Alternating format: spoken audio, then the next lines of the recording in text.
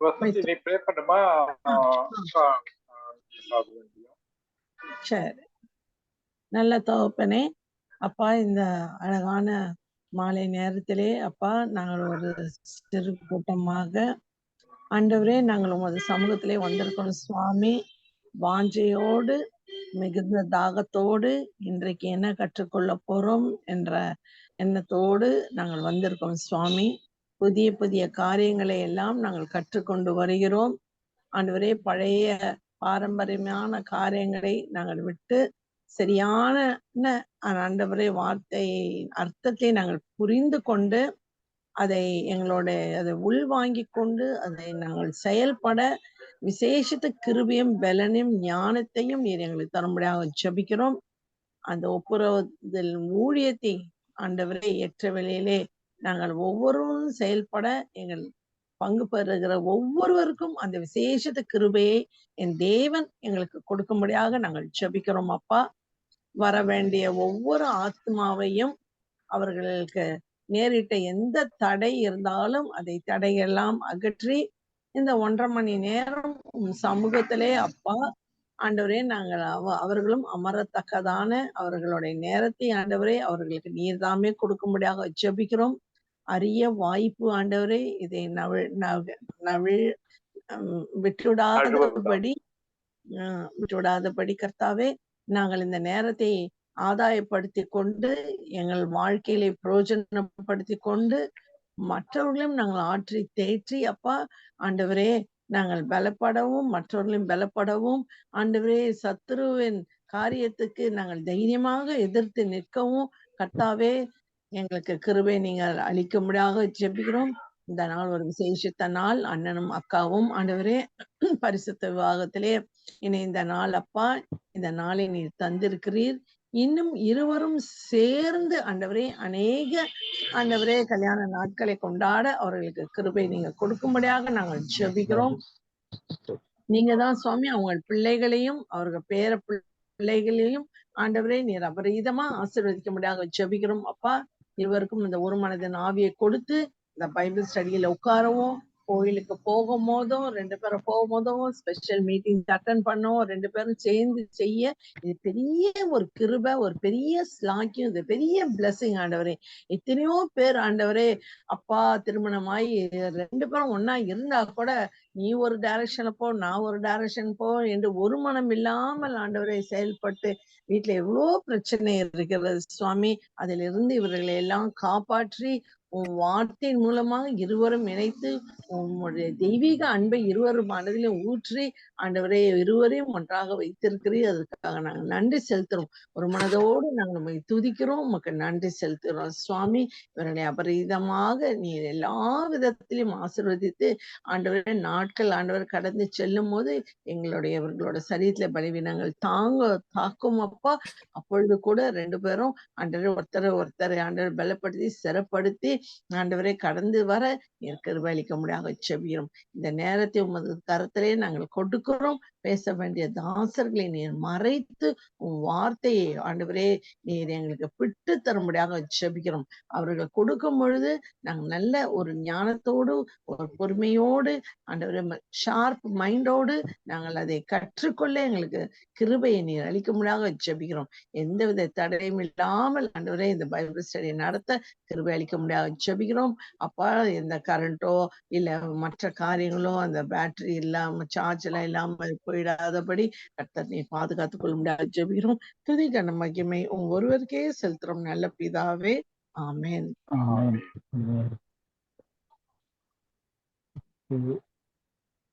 நம்ம தான் இருக்கோம், இன்னும் அவங்க வரல.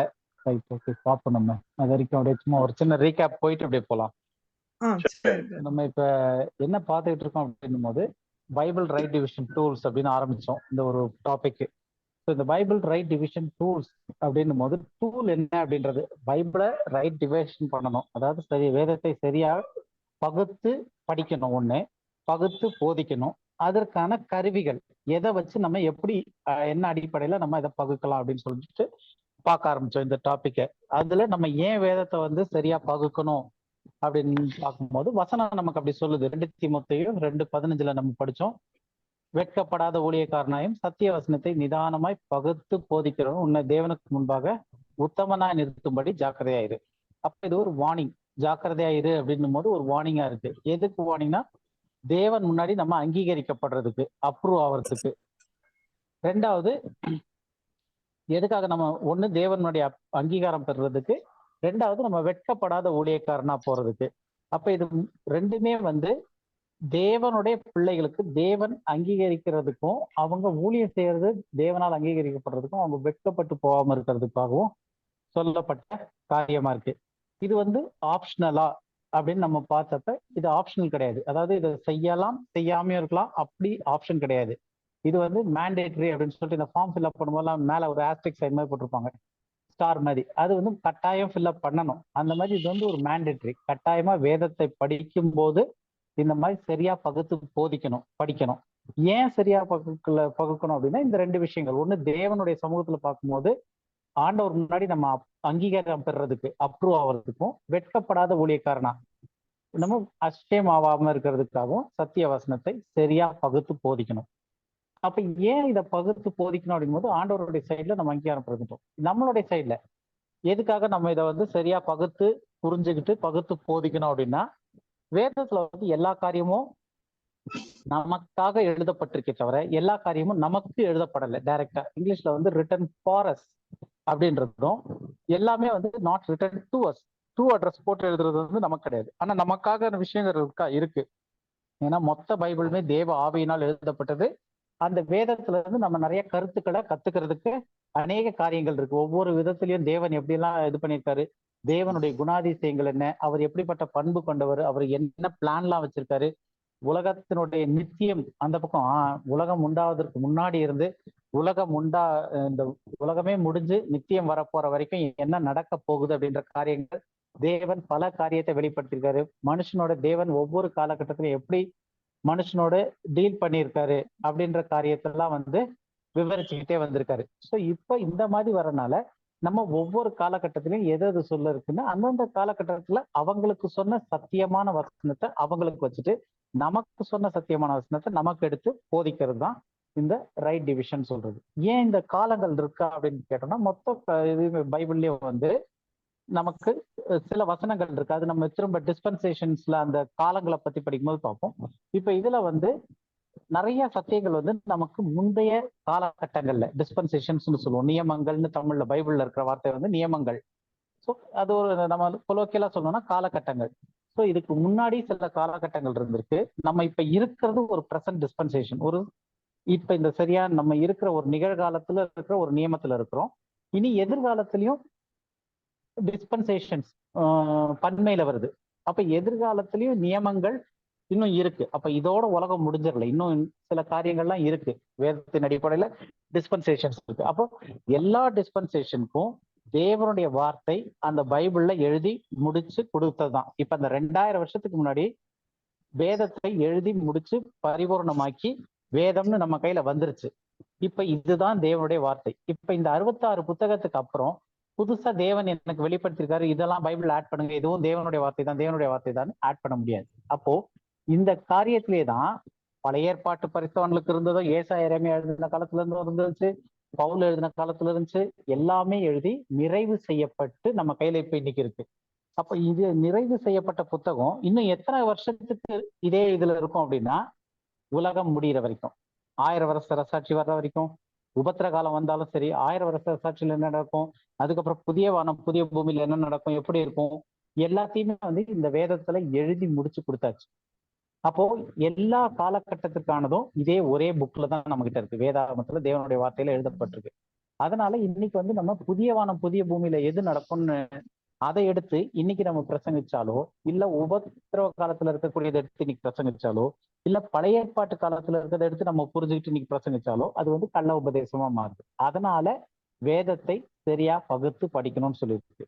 இல்லைன்னா நம்ம வெட்கப்பட்டு போவோம், தேவன் மாதிரி அங்கீகரிக்கப்பட முடியாது அப்படின்னு சொல்லிட்டு பார்த்தோம். அடுத்த காரியங்கள் சில விஷயங்கள் நம்ம இப்ப படிக்க போற சத்தியங்களா ரொம்ப கஷ்டமா இருக்கும் ஜீரணிக்கிறதுக்கு அப்படின்னு பார்த்தோம். அதுல ஒரு 4 கேள்வி கேட்டு பார்த்தோம். என்னன்னா, இயேசு கிறிஸ்து இந்த பூமியில வாழ்ந்தப்ப புறஜாதியாகிய புரஜாதிகள் கிட்டையும் இல்ல கிறிஸ்துவின் சரீரம் என்று சொல்லக்கூடிய கிறிஸ்துவின் சரீரமாகிய சபை கிட்டையும் அவரு பேசினாரா? இயேசு கிறிஸ்துவனுடைய ஊழியமோ இல்ல அவருடைய செய்திகளோ இந்த 4 காஸ்பல்ஸ்ல மத்தேயு, மார்க், லூக்கா, யோவான்ல எழுதப்பட்ட காரியங்கள் வந்து இந்த கிருபையின் காலத்துல இருக்கிற பாடி ஆஃப் கிரைஸ்டுக்கும் இல்ல புறஜாதிகளுக்கும் எழுதப்பட்டுச்சா? ஆண்டவர் பேசினாரா அப்படின்னு சில காரியங்களை பார்க்க போறோம். அதே மாதிரி இயேசு கிறிஸ்துவோடைய 12 அப்போஸ்தலர்கள் அவர் பூமியில வாழ்ந்தப்ப கூடவே பின் சென்று அவங்களுடைய ஊழியத்தை எடுத்துக்கிட்டு போய் எல்லாம் செஞ்சாங்க. ஸோ அவங்க பாடி ஆஃப் கிரைஸ்டுக்கு பேசியிருக்காங்களா? புறஜாதி மக்கள் கிட்ட அவங்க என்னெல்லாம் சொல்லியிருக்காங்களா சொல்லலையா, என்ன சொல்லியிருக்காங்க அப்படின்ற காரியத்தையும் பார்க்கணும். அடுத்தது அப்போஸ்தலனாகிய பவுல். ஏன்னா இந்த 12 அப்போஸ்தலர்களை தெரிந்தெடுத்தார் ஆண்டவர். 12 அப்போஸ்தலர்கள் தெரிந்தெடுத்த பிறகு தனியா அப்போஸ்தலர் பால்னு ஒருத்தரை எதுக்காக தேர்ந்தெடுக்கணும்? 12 பத்தாதுன்னு சொல்லிட்டு 1 13 சேர்த்துக்கலாம்னு எடுத்தாரா? அப்ப பவுலை எதுக்காக எடுத்திருக்காரு? அப்படி எடுத்த பவுல் வந்து என்ன பேசியிருக்காரு? அவர் வந்து பாடி ஆஃப் கிரைஸ்டுக்கு பேசியிருக்காரா? புறஜாதி கிட்ட பேசியிருக்காரா? இஸ்ரவேல் கிட்ட பேசியிருக்காரா? அந்த மாதிரி அதை பார்க்க போறோம். அடுத்தது அப்போஸ்தலனாகிய பவுல் வந்து வெறும் கிறிஸ்துவின் சரீரமாகிய சபை கிட்டையும் புறஜாதி கிட்டையும் மட்டும்தான் பேசியிருக்காரா அப்படின்ற காரியத்தையும் கொடுத்து நம்ம ஓரளவு இந்த தெளிவுகள்லாம் வரும்போது நமக்கு இன்னும் அந்த ரைட் டிவிஷன், இதை எல்லாமே என்ன டாபிக்ல நம்ம படிச்சுக்கிட்டு வரோம்னா ரைட் டிவிஷன் டூல்ஸ், சரியா வேதத்தை எப்படி பகுப்பது அப்படின்றதுக்கான கருவிகள்ல நம்ம இதெல்லாம் எடுத்து படிச்சுக்கிட்டு இருக்கோம். அப்ப இதெல்லாம் தெரிஞ்சுக்கிட்டோம்னா நம்ம வேதத்தை வாசிக்கும் போது நமக்கே வந்து அந்த கருவிகள் வச்சு ரைட்லி டிவைடுன்ற வார்த்தை இருக்கு இல்லையா, சரியாக பகுத்துன்னு, அதுல வந்து தமிழ் பைபிள்ல நிதானமாய் பகுத்துன்னு இருக்கும். அந்த நிதானமாய்ன்ற வேர்டு வந்து தவறான மொழிபெயர்ப்பு. ரைட்லி டிவைடிங் அப்படின்ற வேர்டு தான் கரெக்டான மொழிபெயர்ப்பா இருக்கு. ரைட்லி டிவைடுன்றதுக்கான அந்த கிரேக்க வார்த்தைக்கான அர்த்தம் வந்து ஒரு ஜுவாலஜி இதுல வந்து கரெக்டா டிசெக்ட் பண்ணி எடுத்து வைக்கிறது. அதாவது ஒவ்வொரு ஆர்கனா தனித்தனியா கட் பண்ணி அதை சரியா எது எதோட சேருமோ அப்படி கட் பண்ணி பிரிச்சு பாகம் குறிச்சு எடுத்து வைப்பாங்க இல்லையா. ஸோ அந்த மாதிரி டிசெக்ட் பண்ணி பிரிச்சு எடுக்கிறது தான் யூஸ் பண்ணப்பட்ட வார்த்தை தான் அந்த ரைட்லி டிவைட். அப்ப எது எதோட சேர்த்து எடுக்கணும்ன்றது நம்ம பிரிச்சு படிக்கிறதுக்கு அந்த டூல் வந்து நமக்கு ரொம்ப அவசியம். அதை தெரிஞ்சுக்கிறது தான் இந்த பேஸ்மெண்ட் மாதிரி இதை பார்த்துட்டு வரோம் நம்ம. இப்ப அந்த இதுல வந்து ஃபர்ஸ்ட் நம்ம ரைட் டிவிஷன் பண்ணணும் அப்படின்னு யோசிக்கும் போது ஃபர்ஸ்ட் நம்ம என்ன செய்யணும்? நோட்டீஸ் பண்ணணும். என்ன நோட்டீஸ் பண்ணணும்? தேவனுடைய வார்த்தையில வேறுபாடுகள் இருக்குதா? நிறைய பேர் வந்து தேவனுடைய வார்த்தையில வந்து வேறுபாடே கிடையாது, there is no contradiction in the word of God. இந்த இடத்துல எப்படி சொல்லிருக்கேன், அந்த இடத்துல எப்படி சொல்லிருக்கு, இல்ல நம்மளுடைய புரிதல்ல கம்மி இருக்கு, அது வந்து தேவன் இந்த இதுக்கு அந்த இதுன்னு போட்டு எதோ சமாளிப்பாங்க. இந்த விஷயங்கள் வழியா நானும் ஏறக்குறைய 20 வருஷமா கடந்து வந்திருக்கிறேன். எனக்கும் திருப்தியானது கிடையாது, சொன்னவங்களும் திருப்தியா சொன்னது கிடையாது. ஆனா என்னுடைய பழைய பைபிள்ல எல்லாம் எடுத்து பார்த்தா ஒரு ஏகப்பட்ட கொஸ்டின் மார்க்கிங் இருக்கும். அதுவும் கிராஸ் ரெஃபரன்ஸோட இந்த இடத்துல ஒரு வசனத்துக்கு ஒரு கொஸ்டின் மார்க், அதனுடைய மாறு எதிராக சொல்லியிருக்கிறதுல இன்னொரு இடத்துல ஒரு கொஸ்டின் மார்க் போட்டு ரெண்டுத்தையும் நோட் பண்ணி வச்சுட்டு வருவேன். ஸோ அந்த மாதிரி பிரதரும் நிறைய விஷயங்கள் அப்படி பண்ணியிருக்காரு, லூயி பிரதரும். ஸோ அப்போ இதெல்லாமே வந்து என்ன காட்டுது அப்படின்னா, there are differences in the Bible. தேவனுடைய வார்த்தையில வேறுபாடுகள் இருக்கு. என்னன்னா அந்த டைம்ல எனக்கு புரிஞ்சுக்க முடியாதது, அந்த வேறுபாடுகள் ஏன் வந்துச்சுன்னா, விருத்த சேதனம் செய்தவர்களுக்கு ஒரு வேறுபாடு இருந்துச்சு, விருத்த சேதனம் செய்யாதவர்களுக்கு ஒரு வேறுபாடு இருந்துச்சு. இதெல்லாம் புரிஞ்சுக்கிறதுக்கு அப்ப எனக்கான பக்குவம் வரல. இப்ப தேவன் வந்து இட் ஹாஸ் பீன் கிவன்ற மாதிரி இன்னைக்கு நமக்கு கண்கள்ல கொடுக்கப்பட்டிருக்கிறனால இப்ப அதை வந்து நம்ம ரைட் டிவிஷன் டூல்ஸ் மூலமா எப்படி சரியா பகுத்து போதிக்கிறது அப்படின்றத நம்ம இப்ப புரிஞ்சுக்க பாக்குறோம். ஏன்னா வேதத்துல வந்து ஒவ்வொரு காரியங்கள் ஒவ்வொரு மாதிரி சொல்லிருக்கு. இப்ப உதாரணத்துக்கு ஆபிரகாம் கிட்ட வந்து உன்னுடைய சந்ததி எல்லாரும் வந்து விருத்த சேதனம் செய்யணும்னு சொல்லியிருக்கு, மாம்ச நுண்ணித்தோலை நீக்கணும், அப்படி நீக்கலைன்னா உனக்கும் எனக்கும் எந்த சம்மந்தமும் இல்லை, இதுதான் அடையாளம் உடன்படிக்கைக்கு அப்படின்னு சொல்லியிருக்காரு. பவுல் வரும்போது விருத்த சேதனம் ஒன்றும் இல்லை, விருத்த சேதனம் இல்லாமையும் ஒன்றும் இல்லை, கிறிஸ்துக்குள் இருக்கிறது தான் காரியம் அப்படின்னு போட்டார். அப்ப அந்த வசனம் பொய்யா போயிடுச்சா? ஆபிரகாமோட பண்ண உடன்படிக்கை என்ன ஆச்சு? அப்ப இன்னைக்கு இப்படி இருக்கே. அப்ப இந்த வேறுபாடுகள் புரிஞ்சுக்கிட்டு நம்ம படிக்கும் போதுதான் வேதம் வந்து உண்மையிலேயே ஆண்டவர் என்ன கன்வே பண்ண வராரு, அவங்களுக்கு என்ன சொல்லியிருக்காரு, நமக்கு என்ன சொல்லியிருக்காருன்றது புரியும் போது ஒரு பெரிய சமாதானம், ஒரு சந்தோஷம் எல்லாமே சேர்ந்து வரும்.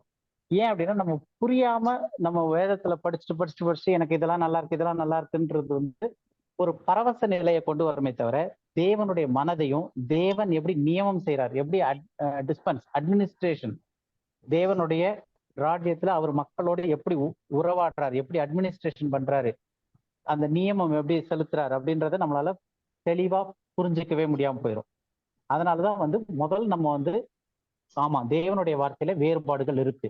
ஏன் இருக்கு? ஒவ்வொரு காலகட்டத்துல ஒவ்வொரு மக்களுக்கும் ஆண்டவர் சொல்லியிருக்காரு, தேவன் மாறாதவர், நேற்றும் என்று மாறாத தேவன். ஆனா அவருடைய நியமங்கள், மனுஷனோட அவர் பண்ற டிஸ்பென்சேஷன், அது ஒவ்வொரு காலகட்டத்திலையும் மாறிக்கிட்டு இருக்கு. ஃபார் பர்பஸ், ஒரு குறிப்பிட்ட நோக்கங்களுக்காக. அந்த நோக்கமும் என்ன நம்ம பார்க்கணும். அந்த நோக்கத்துக்காக தேவன் எப்படி ஒவ்வொரு குரூப்போடையும் டீல் பண்றாரு அப்படின்றத புரிஞ்சுக்கிட்டோம்னா தான் அதுல நம்ம எங்க இருக்கிறோன்றது புரியும். இப்ப சொல்லுங்க சார். அதாவது நம்ம ஆண்டவர் வந்து ஆதாம்ல இருந்து ஆரம்பிச்சு கடைசியா புதிய பூமி வந்து எல்லாமே கம்ப்ளீட் ஆகுற வரைக்கும் உள்ள அவ்வளவு பெரிய காரியத்தை தேவன் மொத்தமா பைபிள்ல கொடுத்திருக்காரு. அப்ப அதுல வந்து இன்னைக்கு டேட்ல நம்ம 2023 வாழ்ந்துகிட்டு இருக்கோம், இன்னைக்கு பேசுறோம் அப்படின்னா இதுக்கு முன்னாடி ஏறக்குறைய 6000 வருஷம் போயிருக்கு. ஆதாம்ல இருந்து கணக்கு எடுத்தோம்னா 6000 வருஷம் போயிருக்கு. அப்ப அந்த 6000 வருஷமா தேவன் ஒவ்வொரு காலகட்டத்துல ஒவ்வொருத்தரை பயன்படுத்தி அந்த காலகட்டத்துல வாழறதுக்கு அவங்களுக்கு தேவையான காரியங்களை சொல்லியிருக்காரு. இன்னைக்கு நமக்கு கிருபையின் காலத்துல இருக்கிறோம் நம்ம. சோ நமக்கு என்ன சொல்லியிருக்கிறாரு அப்படின்றதையும் பிரிச்சு பாக்குறது தான் வந்து இந்த ரைட் டிவிஷன் டூல்ஸ். அப்ப ஃபர்ஸ்ட் வந்து நம்ம வேதத்துல உள்ள டிஃபரன்ஸை புரிஞ்சுக்கணும். அதை புரிஞ்சுக்கணும், அந்த டிஃபரன்ஸ் எதனால வந்திருக்கு என்னன்னு புரிஞ்சுக்கிட்டு அந்த டிஃபரன்ஸ் அடிப்படையில நம்ம சரியா பார்க்கணும். ஃபர்ஸ்ட் அதுல ஒரு 3 காரியங்கள் இப்ப நம்ம மேல பார்த்தோம் இல்லையா, அந்த 3 காரியங்கள்ல சும்மா ஹெட்டிங் மாதிரி போட்டிருக்கேன். ஒண்ணு, இயேசு கிறிஸ்து நம்ம கிட்ட பேசியிருக்காரா, பாடி ஆஃப் கிரைஸ்ட் கிட்ட 4 சுவிசேஷங்களை பேசியிருக்காரான்றது ஃபர்ஸ்ட் பாயிண்ட் டீல் பண்ண போறோம். அடுத்தது, பேதுரு, யோவான், யாக்கோபு 12 அப்போஸ்தலர்கள் பாடி ஆஃப் கிரைஸ்ட் புறஜாதி கிட்ட பேசியிருக்காங்களா. அடுத்தது, பவுல் பேசியிருக்காரா. ரெண்டாவது, பவுலனுடைய நிருபங்களை புரிந்து கொள்றதுக்கு தேவையான அடிப்படை முக்கிய காரியங்களை எப்படி நம்ம புரிஞ்சுக்கிறது. இந்த 3 டாபிக் தான் நம்ம அடுத்து டிஸ்கஸ் பண்ண போற டாபிக்.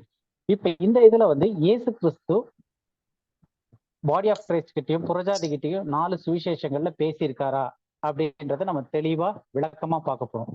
அதுக்கு ஒரு சில காரியங்கள் நம்ம எடுத்து வச்சிருக்கிறோம். ஒண்ணு வந்து purpose of Christ earthly ministry, கிறிஸ்துவினுடைய இந்த பூமிக்குரிய ஊழியத்தின் நோக்கம் என்ன, அவர் எதுக்காக வந்தாரு, பூமியில எதுக்கு ஊழியம் பண்ணாரு, அவருடைய பர்பஸ், அதனுடைய பர்பஸ் என்ன, அவர் இயேசு கிறிஸ்து பூமியில வந்ததனுடைய பர்பஸ் என்ன அப்படின்றத இப்ப பாத்துக்கிட்டு இருக்கோம். இததான் வந்து போன வாரம் அதுக்கு முந்தின வாரத்துல இருந்து வந்து இவ்வளவு தூரம் வந்திருந்தோம், பர்பஸ் வரைக்கும் வந்திருந்தோம்.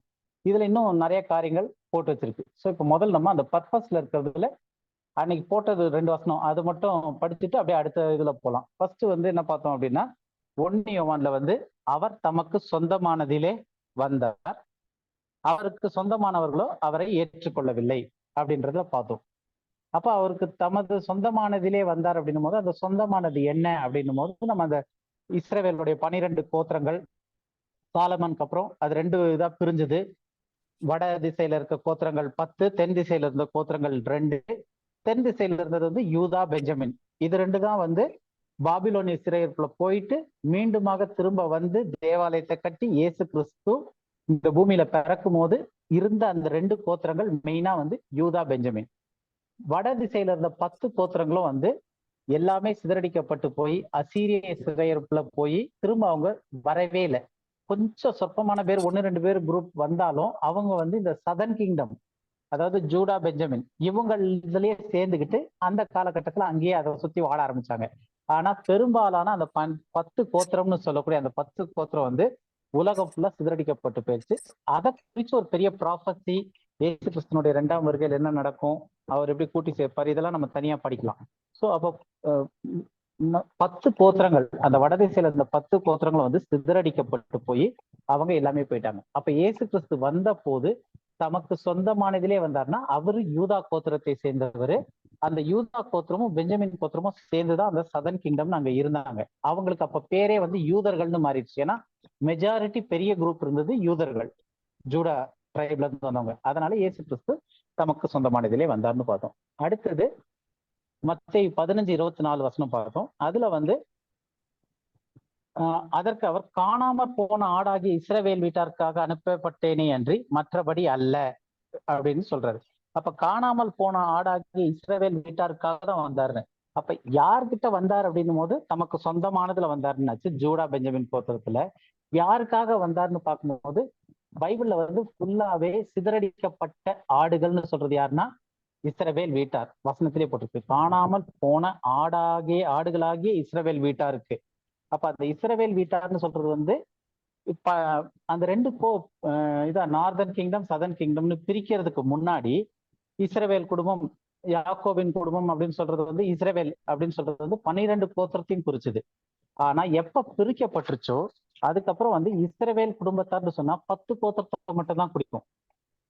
ஹவுஸ் ஆஃப் ஜூடா, யூதா அப்படின்னு சொல்லும் போது அது வந்து கீழே இருந்த 2 ட்ரைபை குறிக்கும். ஸோ 2 பேருக்கும் தனித்தனி பேர் ஆயிடுச்சு. ஒன்னு யூதா, இன்னொன்னு இஸ்ரவேல் குடும்பத்தார். அப்ப அந்த இஸ்ரவேல் குடும்பத்தாரை தான் வந்து 10 ட்ரைப் தான் காணாமல் போன ஆடு அப்படின்னு சொல்லிட்டு இயேசு கிறிஸ்து சொல்றாரு. அவங்களை கூட்டி சேர்க்கிறது வந்து பைபிளினுடைய தீர்க்க தரிசனத்துல இருக்கக்கூடிய ஒரு முக்கியமான ப்ராபசி.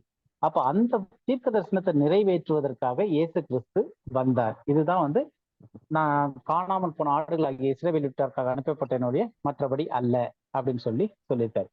அடுத்தது என்ன படிச்சோம் அப்படின்னா கலாத்தியர் 4:4 படிச்சோம். கலாத்தியர் 4:4 காலம் நிறைவேறின போது ஸ்ரீனிடத்தில் பிறந்தவரும் நியாயப்பிரமாணத்திற்கு கீழ்மானவராகிய தம்முடைய குமாரனை தேவன் அனுப்பினார்.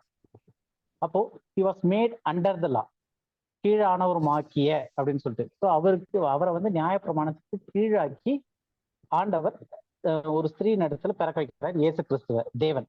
அப்போ தேவன் இயேசு கிறிஸ்து பூமியில பிறக்கும் போது அவர் எப்படி பிறந்திருக்காருன்னா நியாயப்பிரமாணத்திற்கு உட்பட்டு, நியாயப்பிரமாணத்திற்கு கீழானவரும்னா நியாயப்பிரமாணத்திற்கு உட்பட்டு பிறந்திருக்காரு. அதனாலதான் அவரு 8ஆம் நாள்ல விருத்த சேதனம் செய்யறதுல இருந்து ஆரம்பிச்சு எல்லாமே அப்படி நடந்துகிட்டு இருக்கு. அப்போ இயேசு கிறிஸ்து பூமிக்குரிய ஊழியத்தை செய்யும் போது அவர் நியாயப்பிரமாணத்திற்கு உட்பட்டவராய் வந்தார் அப்படின்னு பார்த்தோம். ரோமர் 6:14 நமக்கு என்ன சொல்லியிருக்கு, நீங்கள் நியாயப்பிரமாணத்திற்கு கீழ்பட்டிராமல் கிருபைக்குட்பட்டிருக்கிறபடியால் பாவம் உங்களை மேற்கொள்ள மாட்டாது. அப்ப அதுல வந்து நியாயப்பிரமாணத்திற்கு கீழ்ப்படாமல் இருக்கிறீர்கள்னு சொல்லுது. For we are not under the law. அப்ப நம்ம நியாயப்பிரமாணத்திற்கு கீழே இல்லை. நம்மன்னு சொல்லும் போது நான் சொல்றது இந்த கிருபையின் காலத்துல ரட்சிக்கப்பட்ட கிறிஸ்துவின் சரீரமாகிய சபை. அந்த கிறிஸ்துவினுடைய சரீரமாகிய சபைன்னு சொல்லக்கூடிய அந்த பாடி ஆஃப் கிரைஸ்ட், அந்த பாடி ஆஃப் கிரைஸ்ட் வந்து நியாயப்பிரமாணத்திற்கு கீழே இல்லை, மாறா எதுல இருக்கு, கிருபைக்கு கீழே இருக்கு அப்படின்றாரு. ஆனா கிறிஸ்து வந்து நியாயப்பிரமாணத்திற்கு கீழே வந்துதான் இந்த பூமிக்குரிய ஊழியத்தை செஞ்சாருன்னு அது இன்னும் பின்னாடி போகும்போது இன்னும் டீட்டெயிலா அதை பத்தி அவர் எப்படி நியாயப்பிரமாணத்திற்குள்ள வந்து ஊழியம் செஞ்சாருன்னு நம்ம பார்ப்போம். அப்புறம் இந்த இதை பார்க்கும்போது நம்ம பாடி ஆஃப் கிரைஸ்ட் வந்து நியாயப்பிரமாணத்திற்கு கீழே கிருபை கீழே இருக்கிறோம் அப்படின்னு சொல்லிட்டு பார்த்தோம். இந்த விஷயத்துல வந்து பேசிட்டு இருக்கும்போது கள்ள உபதேசம்னா என்ன அப்படின்றது குறித்து நம்ம பார்க்க ஆரம்பிச்சோம். ஸோ கள்ள உபதேசம் அப்படின்றது வந்து இன்னைக்கு பொதுவா வந்து எல்லாருமே வந்து எனக்கு ஒரு காரியங்கள் என்னுடைய டீச்சிங்ல இதுதான் கரெக்ட்னு நான் புரிஞ்சு வச்சிருந்தேன்னா அதுக்கு மாறா ஒருத்தர் சொன்னாங்கன்னா அது கள்ள உபதேசம். உதாரணத்துக்கு நான் வந்து ஸ்ட்ரிக்டா நியாயப்பிரமாணம் இதெல்லாம் பத்தி பேசி நியாய தீர்ப்பு ஒழுக்கம் இதெல்லாம் பத்தி பேசிக்கிட்டு இருந்தேன்னா கிருபையை பத்தி ஒருத்தர் பேசுறாரு அப்படின்னும் போது என்னுடைய பார்வையில அது கள்ள உபதேசமா தெரியுது. கிருபையை குறித்த பிரசங்கங்களுக்கு ஜாக்கிரதையா இருங்கள் அப்படின்னு நான் பிரசங்கிப்பேன். இன்னொருத்தர் வந்து கிருபையை குறித்து எம்பசைஸ் பண்ணிக்கிட்டு இருக்காரு, கிறிஸ்துவுக்குள் மகிழ்ந்து களி கூறுங்கள் அப்படி இப்படின்னு சொல்லிட்டு. அப்ப வந்து நியாயப்பிரமாணத்தை கொண்டு வந்து பேசுறவங்களை பார்த்தாங்கன்னா இது கள்ள உபதேசம், நியாயப்பிரமாணத்தை பேசுறவங்க கிட்ட கொஞ்சம் ஜாக்கிரதையா இருங்க, அது கள்ள உபதேசம் அப்படின்னு சொல்லிட்டு. அப்ப கள்ள உபதேசம் நல்ல உபதேசம்ன்றது வந்து முதல் தெரிஞ்சுக்க வேண்டிய விஷயம் என்னன்னா இதை வந்து சபைக்குள்ளதான் வந்து இந்த உபதேசங்கள் நடக்குது. ஏன்னா கள்ள உபதேசமா இருந்தாலும் நல்ல உபதேசமா இருந்தாலும் சபைக்குள்ள வருது. சபைக்குள்ளன்னு வந்து இந்த உபதேசம் வரும்போது அது வந்து ஒரு குரான்ல இருந்தோ இல்ல பகவத்கீதையில இருந்தோ யாரும் எடுத்துட்டு வந்து பிரசங்கம் பண்ண போறது இல்லை சர்ச்சுக்குள்ள. அப்ப அது வந்து வந்துச்சுன்னா நம்ம ஃபர்ஸ்டே தெரிஞ்சிடும் இது வந்து நமக்கு சம்பந்தம் இல்லாத ஒரு உபதேசத்துல இருந்து வருது அப்படின்னு சொல்லிட்டு, சோர்ஸே வேற அப்படின்னு சொல்லிட்டு. அப்ப அதுல பிரச்சனையே இல்லை. அப்ப பிரச்சனை எங்க வருதுன்னா வேதத்துல இருந்து எடுத்து பிரசங்கிக்கும் போது கள்ள உபதேசமா நல்ல உபதேசமா அப்படின்னு கண்டுபிடிக்கிறது. அப்ப அங்க வந்து நமக்கு எப்படி நல்ல உபதேசம் கள்ள உபதேசம்னு டிஃபைன் பண்றோம் அப்படின்னா டிஸ்பென்சேஷன் அடிப்படையில, என்னுடைய மனசுக்கு பிடிச்ச மாதிரி கிடையாது, இல்ல வேதத்துல இப்படிதான் இருக்குன்றது கிடையாது. ஏன்னா வேதத்துல வந்து எல்லாமே இருக்கு. அதுதான் நம்ம படிக்கும் போது 2 நாளாகமத்துல பார்த்தோம். தன்னை தாழ்த்தி தன்னுடைய பாவத்தை அறிக்கையிட்டு தேவனோட முகத்தை பார்த்து ஒப்புரவாகினால் அப்பொழுது நான் உங்கள் பாவத்தை மன்னித்து உங்கள் தேசத்துக்கு சேமத்தை தருவேன்ட்டு வசனம் வருது. அதை வந்து இன்னைக்கு எடுத்து அப்ப நம்மளுடைய பாவம் மன்னிக்கப்படணும்னா முதலாவது நம்ம வந்து பாவத்தை விட்டு மனம் திரும்பி அழுது ஜெபம் பண்ணி தன்னை தாழ்த்தி இவ்வளவு காரியங்களை செஞ்சா அப்புறம் தேவன், பரலோகத்தில் இருக்க தேவன் உங்களுடைய ஜெபத்தை கேட்டு உங்கள் பாவங்களை மன்னித்து அப்படின்ற பிரசங்கத்தை இன்னைக்கு பேசினாலோ அது கள்ள உபதேசம் போது. ஏன் அப்படின்னா இந்த கிருபையின் காலத்துல சிலுவைக்கு அப்புறமாக கிருபை டிஸ்பென்ஸ் பண்ணும்போது, கிருபை காலத்துல இருக்கும்போது தீத்து 3:5 சொல்லியிருக்க மாதிரி அவர் அவருடைய நம்மளுடைய நீதியின் கிரியைகளினால நம்மை ரட்சியாமல் அவருடைய இரக்கத்தின் ஐஸ்வர்யத்தினால நம்மளை ரட்சிக்கிறார். அப்போ இந்த ரட்சிப்புக்கும் அந்த ரட்சிப்புக்கும் வித்தியாசம் வருது. அப்ப அது கிரியையின் அடிப்படையில நியாயப்பிரமாணத்திற்கு உட்பட்டு இஸ்ரவேல் ஜனங்களுக்கு சொல்லப்பட்டது. இன்னைக்கு அதை பிரசங்கிக்கும் போது நம்ம கிருபைக்கு நியாயப்பிரமாணத்திற்கு அடியில இல்லை. பவுல் சொல்றாரு நம்ம கிருபைக்கு அடியில இருக்கிறோம்ட்டு. அப்ப கிருபைக்கு இருக்க நமக்கு நியாயப்பிரமாணத்துல இருந்து ஒரு காரியத்தை எடுத்துட்டு பேசும்போது அந்த கிரியை மூலமா ரட்சிப்பு, என்னுடைய சுய நீதியின் மூலமாக ரட்சிப்பு வருதுன்னு நினைக்கும் போது அது சபையில பேசினாலும் கள்ள உபதேசமா இருக்கு. அந்த பிரசங்கர் எவ்வளவு அழகா வேணா வர்ணனையா பேசலாம் அப்படின்னு சொல்லிட்டு பார்த்தோம். அதை விட இன்னும் ஒரு படி மேல போய் ஈவன் இயேசு கிறிஸ்து மத்தையில மலை பிரசங்கத்துல சொல்லும் போதே ஒரு காரியம், ஏன் இதை நம்ம இவ்வளவு எம்பசைஸ் பண்ணி சொல்றோம்னா, உதாரணத்துக்கு நம்ம மத்தேயு 6:14 பார்க்கும்போது மன்னிப்பை பத்தி சொல்லும் போது மனுஷனுடைய தப்பிதங்களை நீங்கள் அவர்களுக்கு மன்னித்தால், அந்த ஆல்ன்ற வார்த்தை முக்கியம், இஃப்னு ஒரு இங்கிலீஷ்ல, மன்னித்தால் உங்கள் பரமபிதா உங்கள் தப்பிதங்களை மன்னிப்பார். மனுஷனுடைய தப்பிதங்களை நீங்கள் அவர்களுக்கு மன்னியாதிருந்தால் உங்கள் பரமபிதா உங்கள் தப்பிதங்களை மன்னிக்காதிருப்பார். அப்ப இங்க இந்த பார்த்ததுல 2 விஷயம் என்னன்னா, ஒண்ணு நம்ம மற்றவங்களை மன்னிக்கிறது, 2வது தேவன் நம்மளை மன்னிக்கிறது. 2 பக்கம் உள்ள மன்னிப்பை பத்தி பேசுறது. ஆனா முக்கியமான விஷயம் என்ன அப்படின்னும் போது இதுல நான் மற்றவங்களை மன்னிச்சாதான் பரமபிதா என்னுடைய பாவத்தை மன்னிப்பார், நான் மற்றவங்களுக்கு மன்னியாது இருந்தால் என்னுடைய பாவம் மன்னிக்கப்பட மாட்டாது அப்படின்னு இருக்கு. அப்போ நான் எடுத்து செய்யக்கூடிய அந்த மற்றவங்களை மன்னிக்கிறதுன்றது நீதியின் கிரியின் அடிப்படையில எனக்கு மன்னிப்பு கிடைக்குது அப்படின்றது சிலுவைக்கு முன்னாடி ஒரு குறிப்பிட்ட மக்களுக்கு நியாயப்பிரமாணத்திற்கு உட்பட்டவர்களுக்கு சொல்லப்பட்ட உபதேசம். அது ஏன் அப்படின்னு சொன்னா, அதே இது கிருபைக்குட்பட்டு வரும்போது பவுல் சரீரமாகிய சபைக்கு கிருபையில உட்பட்டு இருக்கவங்களுக்கு எபேசியர் 4:32 என்ன சொல்றாரு, ஒருவருக்கொருவர் தயவாய் மன உருக்கமாய் இருந்து கிறிஸ்துவுக்குள் தேவன் உங்களுக்கு மன்னித்தது போல, இங்கிலீஷ்ல ஈவன் ஆஸ் அப்படின்னு வரும், அவர் எப்படி நம்மளை மன்னிச்சாரோ அது போல நீங்களும் ஒருவருக்கு ஒருவர் மன்னியுங்கள். அப்ப இங்கேயும் தேவன் நம்மளை மன்னிக்கிறாரு, நம்ம மற்றவங்களை மன்னிக்கிறோம். ஆனா நம்ம மற்றவங்களை மன்னிச்சனால நமக்கு மன்னிப்புன்றது பழைய இதுல வருது. இப்ப கிருபையின் காலத்துல என்ன வருது, ஆண்டவர் கிருபையாய் நம்மளை மன்னிச்சிட்டாரு. நம்ம நீதியின் கிரையினால இல்ல, நம்ம மற்றவங்களை மன்னிச்சனால கிடையாது, அவர் நம்மளை மன்னிச்சிட்டாரு. அதனால மன்னிப்பை பெற்ற நீங்கள், அந்த மன்னிப்பு எப்படி இருக்கும்ன்றதை அனுபவிச்ச நீங்க மற்றவங்களையும் மன்னிங்க. அப்ப இது ரிசல்ட், அது சோர்ஸ். அப்ப நான் மற்றவங்களை மன்னிச்சாதான் எனக்கு மன்னிப்பு கிடைக்கும்ன்றது என்னுடைய சோர்ஸ் அடிப்படையில கிடைக்குது. இங்க நான் மற்றவங்களை மன்னிக்கிறது என்னுடைய மன்னிப்பினுடைய ரிசல்ட்.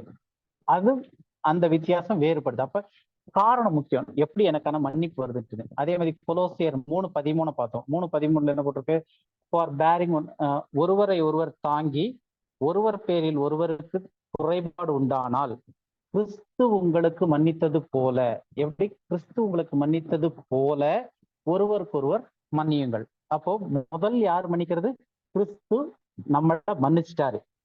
அதே மாதிரி ஈவன் சோ, அதே போல நீங்களும் ஒருவருக்கொருவர் மன்னிங்கள். அப்ப இந்த 2 இடத்துலயுமே கிருபைக்குட்பட்டு இருக்கிறவங்களுக்கு அவர் என்ன சொல்றாருன்னா, கிறிஸ்து ஏற்கனவே உங்களை மன்னிச்சுட்டாரு. ஏன், நம்ம செய்த நீதியின் கிரியையினால அவர் நம்மை மன்னியாமல் அவருடைய இரக்கத்தின் ஐஸ்வர்யத்தின்படி நம்மளை மன்னிச்சிருக்காரு. மன்னிப்பை பெற்ற நீங்கள் இப்ப என்ன செய்யலாம், மற்றவங்களையும் நீங்க மன்னிங்க. அதே போல கிறிஸ்து எப்படி மன்னிச்சாலும் அதே போல.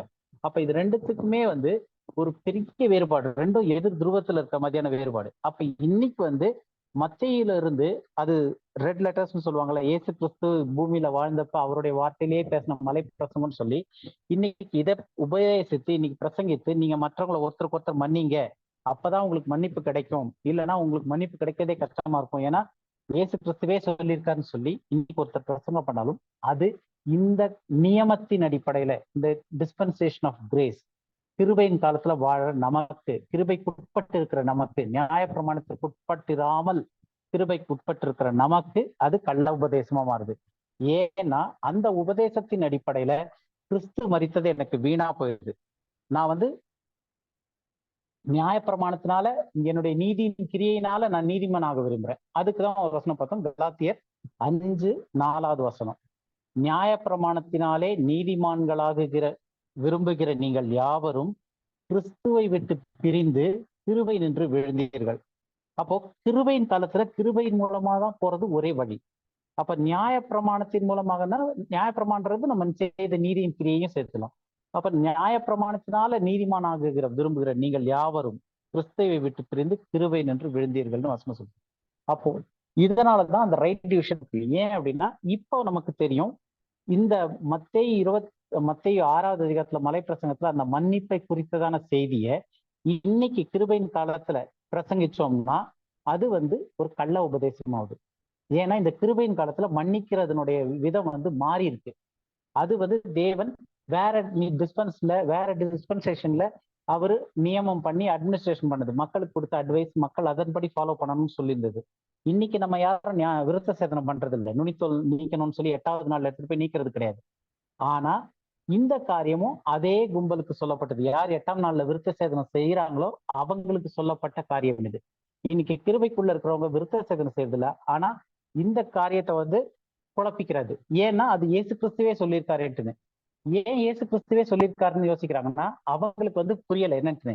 இயேசு கிறிஸ்து அதை சொல்லும் போது பூமியில ஊழியம் செய்ய வந்தப்ப அவர் சொன்ன மலை பிரசங்கம், அப்ப இருந்த ஆடியன்ஸ் யாரு, அவரு நியாயப்பிரமாணத்திற்கு உட்பட்டு வந்து நியாயப்பிரமாணத்திற்கு கீழே உள்ளவர்களுக்கு சொன்ன ஒரு செய்தி அப்படின்றத கிருபையில இருக்கிற நம்ம புரிஞ்சுக்கிறதுக்கான அந்த அதை வேறுபடுத்தி பார்க்கறதுக்கான அந்த ஒரு காரியம்தான் வந்து ரைட் டிஸ்பென்சேஷன் ஹெல்ப் பண்ணும். இல்லைன்னா நம்ம வந்து மாத்தி வெட்கப்பட்ட ஊழியக்காரங்களா இருக்கும். ஏன்னா இன்னைக்கு கிருபையின் காலத்துல ஒருத்தர் இதை பேசினாங்க அப்படின்னா தேவன் அதை அங்கீகரிக்க போறதும் இல்லை, அவங்க வெட்கப்பட்ட ஊழியக்காரங்களாயிருவாங்க. ஏன்னா தேவன் இன்னைக்கு அப்படி டிஸ்பென்ஸ் பண்ணல. அதுதான் நம்ம நேற்று வரைக்கும் போன வாரம் பார்த்த காரியங்கள். இது வரைக்கும் பார்த்ததுல ஏதாவது டவுட் இருக்கா? கிளியரா இருக்கா? அடுத்ததுக்கு போலாமா? யாருக்காவது ஏதாவது டவுட் இருந்துச்சுன்னா கேளுங்க. ஏன்னா இது ரொம்ப பெரிய சப்ஜெக்ட், அப்படியே கடகடன்னு ஒரு அவுட்லைன் கொடுத்து முடிச்சிட்டேன். Hello hello hello hello sister. சொல்லுங்க. பிரதர், இப்ப வந்து அந்த கள்ள உபதேசத்தை பத்தி நீங்க ஒரு டெஃபினேஷன் கொடுத்தீங்க. ஓகேயா? இப்ப பிரசன்டா வந்து இந்த ப்ராஸ்பரிட்டி காஸ்பல் வருது இல்லையா? ப்ராஸ்பர் அது வந்து எந்த இதுல செட் ஆகுது? அண்ட் வாட் இட் கம்ஸ் இந்த ப்ராஸ்பரிட்டி காஸ்பல்ல? இல்ல, அதாவது ஒரு விஷயம் கிருபையின் அதாவது சில டீச்சிங் வந்து இப்ப ப்ராஸ்பரிட்டி காஸ்பல்ல வந்து 2 விஷயம் இருக்கு. அதை வந்து எப்படி புரிஞ்சு பாத்துக்கணும் அப்படின்னா, இது வந்து நம்ம மேலோட்டமா பார்த்தோம்னா ப்ராஸ்பரிட்டி கரெக்டா தப்பா அப்படின்ற கான்செப்ட்ல போயிடும். அப்போ ப்ராஸ்பரிட்டி காஸ்பல் இது வந்து சைட் ட்ராக். ஜஸ்ட் ஒரு 2 நிமிஷத்துல சொல்லி முடிச்சுறேன். ஸோ ப்ராஸ்பரிட்டி காஸ்பல்ல வந்து இன்னைக்கு பேசுறவங்க என்ன சொல்றாங்க அப்படின்னா, உங்களுக்கு என்ன இருக்கோ அதன் அடிப்படையில் you are blessed.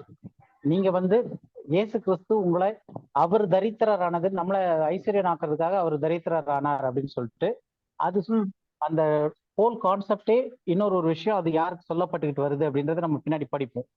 Apart from that அது இல்லாம என்னன்னா, இன்னைக்கு ப்ராஸ்பரிட்டி காஸ்பல்னு சொல்றது என்னன்னா, நீங்க கிறிஸ்துக்குள்ள எந்த அளவுக்கு விசுவாசிகளா இருக்கிறீங்க அப்படின்றதுனுடைய அவுட்கம் வந்து எதை வச்சு பார்க்கலாம்னா, நீங்க விசுவாசத்துல ஒண்ணு கேட்டா you have to receive it. ஏன்னா you are meant for prosperity, you are meant for blessing. அப்போ அவங்க என்னன்றாங்கன்னா, ஒரு 3 மாடி வீடு இருக்கு, நல்ல ஒரு காரு பங்களா செட்டில்டுனா யூ ஆர் ப்ராஸ்பரஸ் போது உன்னோட விசுவாசம் நல்லா இருக்குன்னு அர்த்தம் அப்படின்றது டீச்சிங் வருது.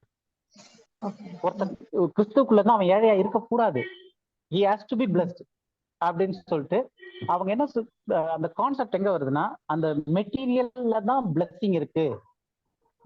என்கிட்ட ஒரு வீடு இருக்கு, என்கிட்ட ஒரு இந்த கார் இருக்கு, என்கிட்ட எல்லாமே இருக்கு அப்படின்னா ஐ ஆம் பிளஸ்டுன்னு நினைக்கிறாங்க.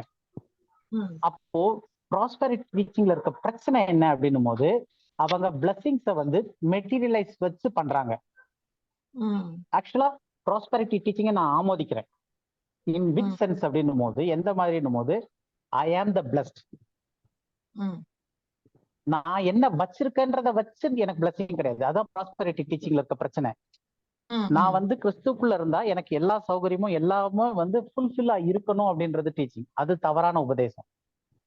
நான் ப்ராஸ்பரிட்டி டீச்சிங்னா என்ன சொல்லுவேன்னா, ஐ ஆம் ப்ராஸ்பரஸ் பிகாஸ் ஐ ஆம் இந்த பிளஸிங். நான் தான் ஆசீர்வதிக்கப்பட்டவன். ஏன்னா எபேசியர் 1:3 எடுத்து படிச்சு பாருங்க. எபேசியர் 1:3. எபேசியர் 1:3.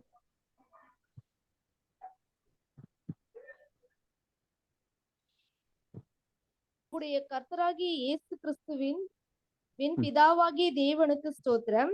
அவர் கிறிஸ்துவுக்குள் உன்னதங்களிலே ஆவிக்குரிய சகல ஆசீர்வாதங்களினாலும் நம்மை ஆசீர்வதித்திருக்கிறார். உன்னதத்துல ஆவிக்குரிய சகல ஆசீர்வாதத்தினாலும் நம்மை ஆசீர்வதித்திருக்காரு. நம்மளுடைய குடியிருப்பு எங்க இருக்குன்னு போட்டிருக்கு? பரலோகம், உன்னதத்துல இருக்குன்னு. அப்ப நம்மளுடைய குடியிருப்போ பரலோகத்துல இருக்கு. உன்னதத்துல இருந்து வர்றதுக்காக காத்துட்டு இருக்கோம்.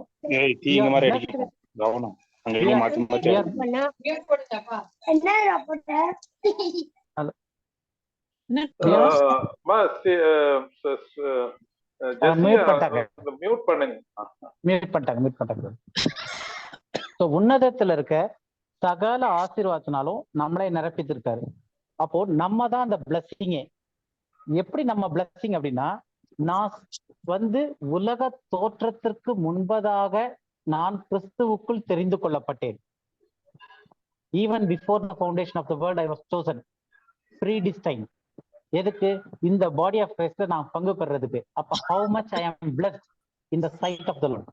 தேவனுடைய பார்வையில நான் பிறக்கிறதுக்கு முன்னாடி, பூமி உருவாவதுக்கு முன்னாடி, அதனுடைய ஃபவுண்டேஷன் போடுறதுக்கு முன்னாடி கிறிஸ்துவுக்குள் என்னை தெரிந்து கொண்டார், அவருடைய சரீரமா. அப்போ நான் வந்து எவ்வளவு பெரிய பிளஸிங். அப்ப எனக்கு கார் இருந்தாலும் இல்லாவிட்டாலும் ஐ ஆம் அ ப்ராஸ்பரஸ் மேன். ஏன்னா ஐ ஆம் பிளஸ்ட். ஏன்? என்னுடைய பிளஸிங் வந்து இந்த பூமிக்கானது கிடையாது. ஐ am blessed with all spiritual blessings in heavenly places. வானத்துல இருக்கிற உன்னதங்கள்ல ஆவிக்குரிய சகல ஆசீர்வாதத்தினாலும் நம்மளை ஆசீர்வதித்திருக்கிறார். எப்ப நம்மள அந்த ஆசீர்வாதத்துக்கு செலக்ட் பண்ணாரு? உலக தோற்றத்துக்கு முன்பதாக. இதை உணர்ந்தோம்னா ஹவு மச் பிளஸ்ட் ஐ ஆம் அப்படின்றத நம்ம ஃபீல் பண்ணுவோம். அப்போ ப்ராஸ்பரிட்டின்றது வந்து என்னன்னா, we are blessed with all spiritual blessings in heavenly places.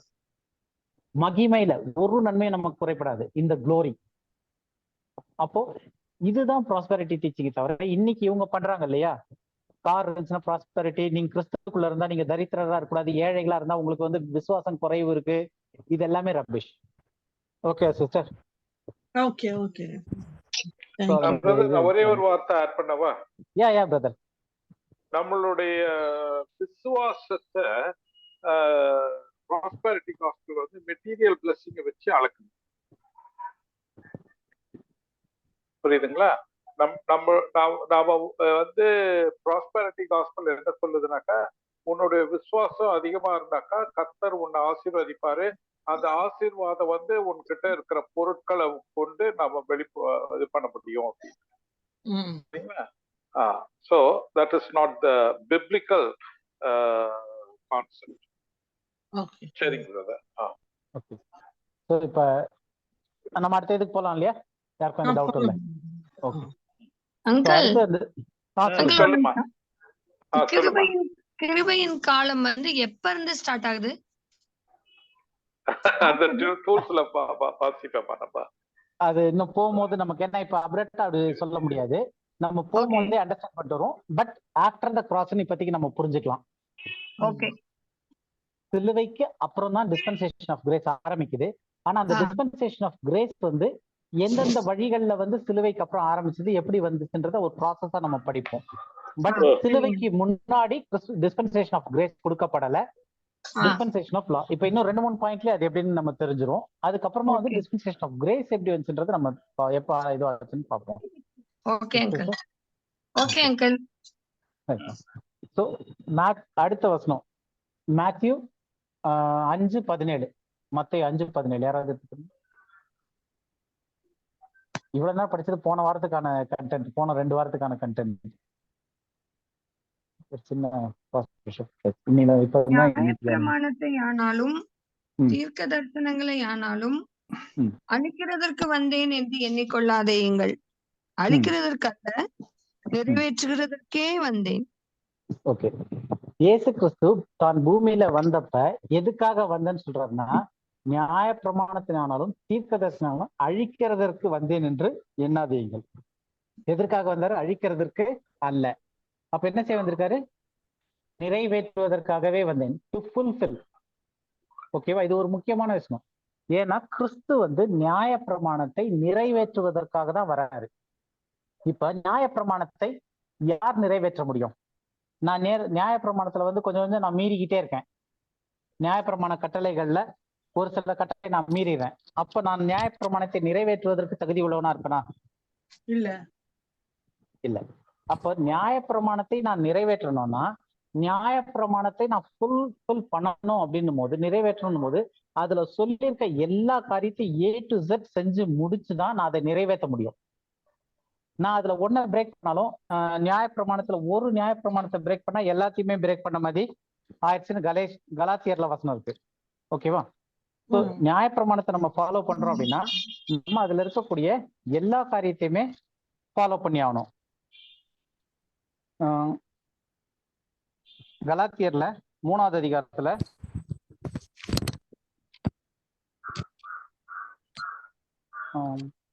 எங்க வருது? ஜேம்ஸ்ல வரும்னு நினைக்கிறேன். அதான் ஜேம்ஸ்ல.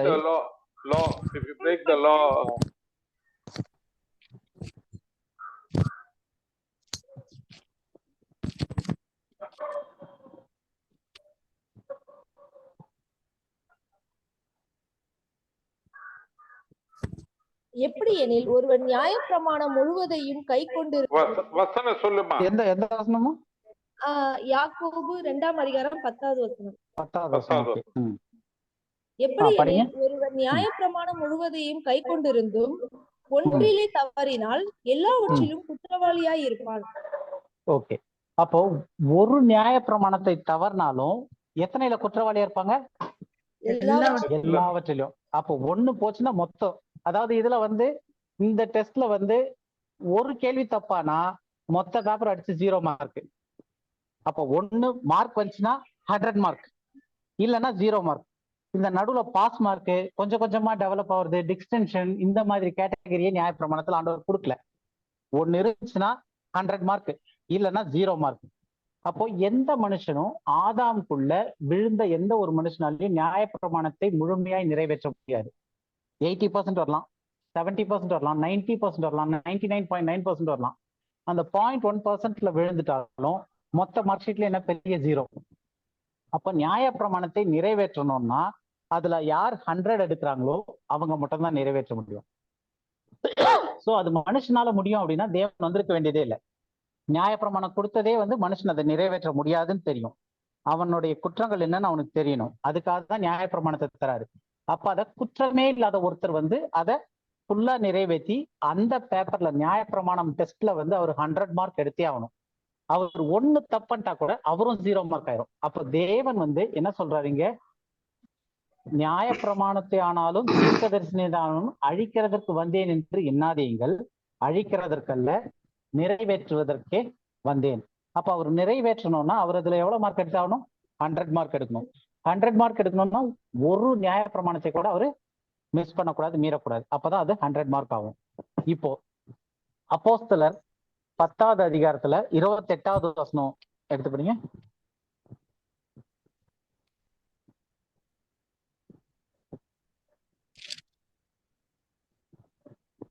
இது வந்து பேதுரு வந்து கொர்நேலி வீட்டுல போறதுக்கு முன்னாடி சொல்றது.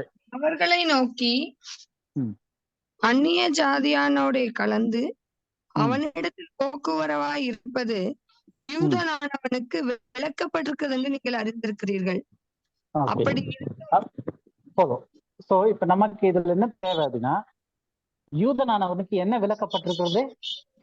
அந்நிய ஜாதியோட கலந்து அவனிடத்தில் போக்குவரத்தாய் இருப்பது. சோ அப்ப இது எங்க ஆண்டவர் ஆரம்பிச்சாருன்னா, ஆபிரகாமுக்கு பண்ண உடன்படிக்கையில ஆரம்பிச்சு, உனக்கு ஒரு உடன்படிக்கை பண்றேன், அந்த உடன்படிக்கைக்கு அடையாளமா ஒரு விருத்த சேதனத்தை சொல்றாரு. அந்த விருத்த சேதனம் பண்ணியிருக்கவங்களையும் விருத்த சேதனம் பண்ணாதவங்களையும் விருத்த சேதனம் பண்ணாதவங்க புறஜாதி, அவங்களோட நான் தொடர்பு வைக்க மாட்டேன், நீங்களும் தொடர்பு வைக்காதீங்க. உங்களுக்கும் அவங்களுக்கும் ஒரு வித்தியாசத்தை நான் கொண்டு வருவேன்னு சொல்லிட்டு அவர் என்ன பண்றாரு, ஒரு நடு சுவரை கட்டுறாரு. என்ன சுவர்? விருத்த சேதனம்ன்ற ஒரு நடுச்சுவரை கட்டுறாரு. எபேசியர் 2வது அதிகாரம் 14வது வசனம். எபேசியர் 2:14.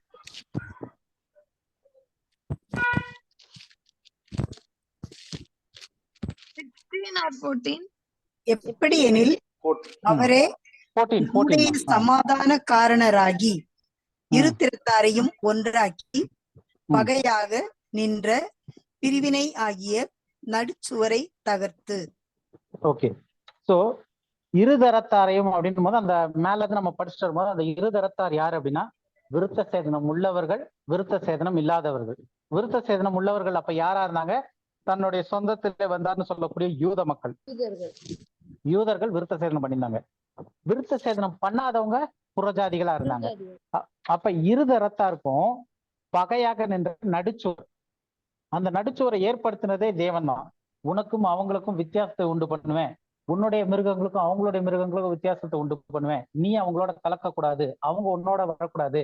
அப்படி யாராவது உன்னுடைய இதுல விருத்த சேதனம் செய்யலைன்னா அவங்களும் புறஜாதியோடய சமமா இருப்பாங்க அப்படின்னு சொல்லி ஏகப்பட்ட காரியங்களை சொல்லி தேவன் தான் இந்த பிரிவை கொண்டு வந்து வைக்கிறாரு. பழைய ஏற்பாட்டுல அந்த ஆபிரகாமுடைய காரியங்கள் எல்லாம் எடுத்து படிச்சு பார்த்தோம்னா ஒவ்வொரு தடவையும் வந்து விருத்த சேதனம் உள்ளவர்கள், விருத்த சேதனம் இல்லாதவர்கள் ரெண்டு பேருக்கும் நடுவில் ஒரு பிரிவினையாகிய மதில் சுவர். அந்த விருத்த சேதனம் அதற்கு அடையாளம். இவங்க அவங்களோட கலக்க மாட்டாங்க, அவங்க இவங்களோட கலக்க மாட்டாங்க. நியாயப்பிரமாணத்தின் அடிப்படையிலையும் அவங்க அதை ஃபாலோ பண்ணிட்டு வராங்க. அதனால்தான் விளக்கப்பட்டிருக்கிறதுன்னு தமிழ்ல போட்டிருக்கு. இங்கிலீஷ்ல வந்து and he said unto them, ye know how that is an unlawful thing. நியாயம் இல்லாத, நியாயப்பிரமாணத்துக்கு விரோதமா unlawful thing for a man that is a Jew to keep company ன்னு வருது. அப்ப யூதனானவனுக்கு அது நியாயப்பிரமாணத்தின்படி தவறானது, விளக்கப்பட்டிருக்கு. அப்போ இது எப்ப நடக்குது? அப்போஸ்தலர் 10வது அதிகாரம் போது இயேசு கிறிஸ்து உயிர்த்தெழுந்து பரமேறி போனதுக்கு அப்புறமா இல்ல அதுக்கு முன்னாடியா? போன பிறகு இயேசு கிறிஸ்து சிலுவையில மரிச்சு அதுக்கப்புறம் 40 நாள் அவங்க பூமியில இயேசு கிறிஸ்து சீஷர்களோட சேர்ந்து ராஜ்யத்தை குறித்து பல காரியங்களை சொல்லி 40வது நாள் பரமேறி போயிட்டு அதுக்கப்புறம் அவங்க ஒரு 10 நாள் காத்திருந்து பெந்தேகோஸ்தினுடைய நிறைவு நாள் வரும்போது அவங்க அபிஷேகம் பெற்று அதுக்கப்புறம் அது அப்போஸ்தலர் 2வது அதிகாரத்துல நடக்குது. 1வது அதிகாரத்துல அவர் பரமேறி போறாரு. 2வது அதிகாரம் ஒரு 10 நாள் கேப்ல அவங்களுக்கு பரிசுத்த ஆவினால அபிஷேகம் பண்ணப்பட்டு அவங்க எல்லாருமே ஆவில நிறைஞ்சு இது பண்ணாங்க. அதுக்கப்புறம் சபையில ஆட்கள் சேர்க்கப்படுது. இதெல்லாம் நடக்குது. இவ்வளவு நடந்த பிறகு உபத்திரம் வருது, சிதறடிக்கப்பட்ட போறாங்க, எல்லாம் முடிச்ச பிறகு அப்போஸ்தலர் 10வது அதிகாரம் அதுக்கப்புறம் ரொம்ப நாள் கழிச்சு நடக்குது. இந்த காரியத்துல வந்து பேதுரு வந்து போறதுக்கு யோசிக்கிறாரு. கொர்நேலிய வீட்டுக்கு, அவன் ஒரு புறஜாதியாச்சே, அவன் வீட்டுக்கு நான் எப்படி போக முடியும்னு. அப்பதான் தேவன் அந்த வானத்துல இருந்து வர தரிசனங்கள்லாம் காட்டுறாரு. அதை நம்ம அப்புறம் பார்க்கலாம். இப்ப என்ன சொல்ல வர அப்படின்னும் போது அப்போஸ்தலர் 10வது அதிகாரத்துல இயேசு கூடயே கூட ஊழியம் செஞ்சு வாழ்ந்துகிட்டு இருந்தவங்க வந்து அது வரைக்கும் புறஜாதி கிட்ட போல. ஏன்னா நியாயப்பிரமாணத்தின்படி யூதனானவனுக்கு அது விலக்கப்பட்டிருக்கு. எது?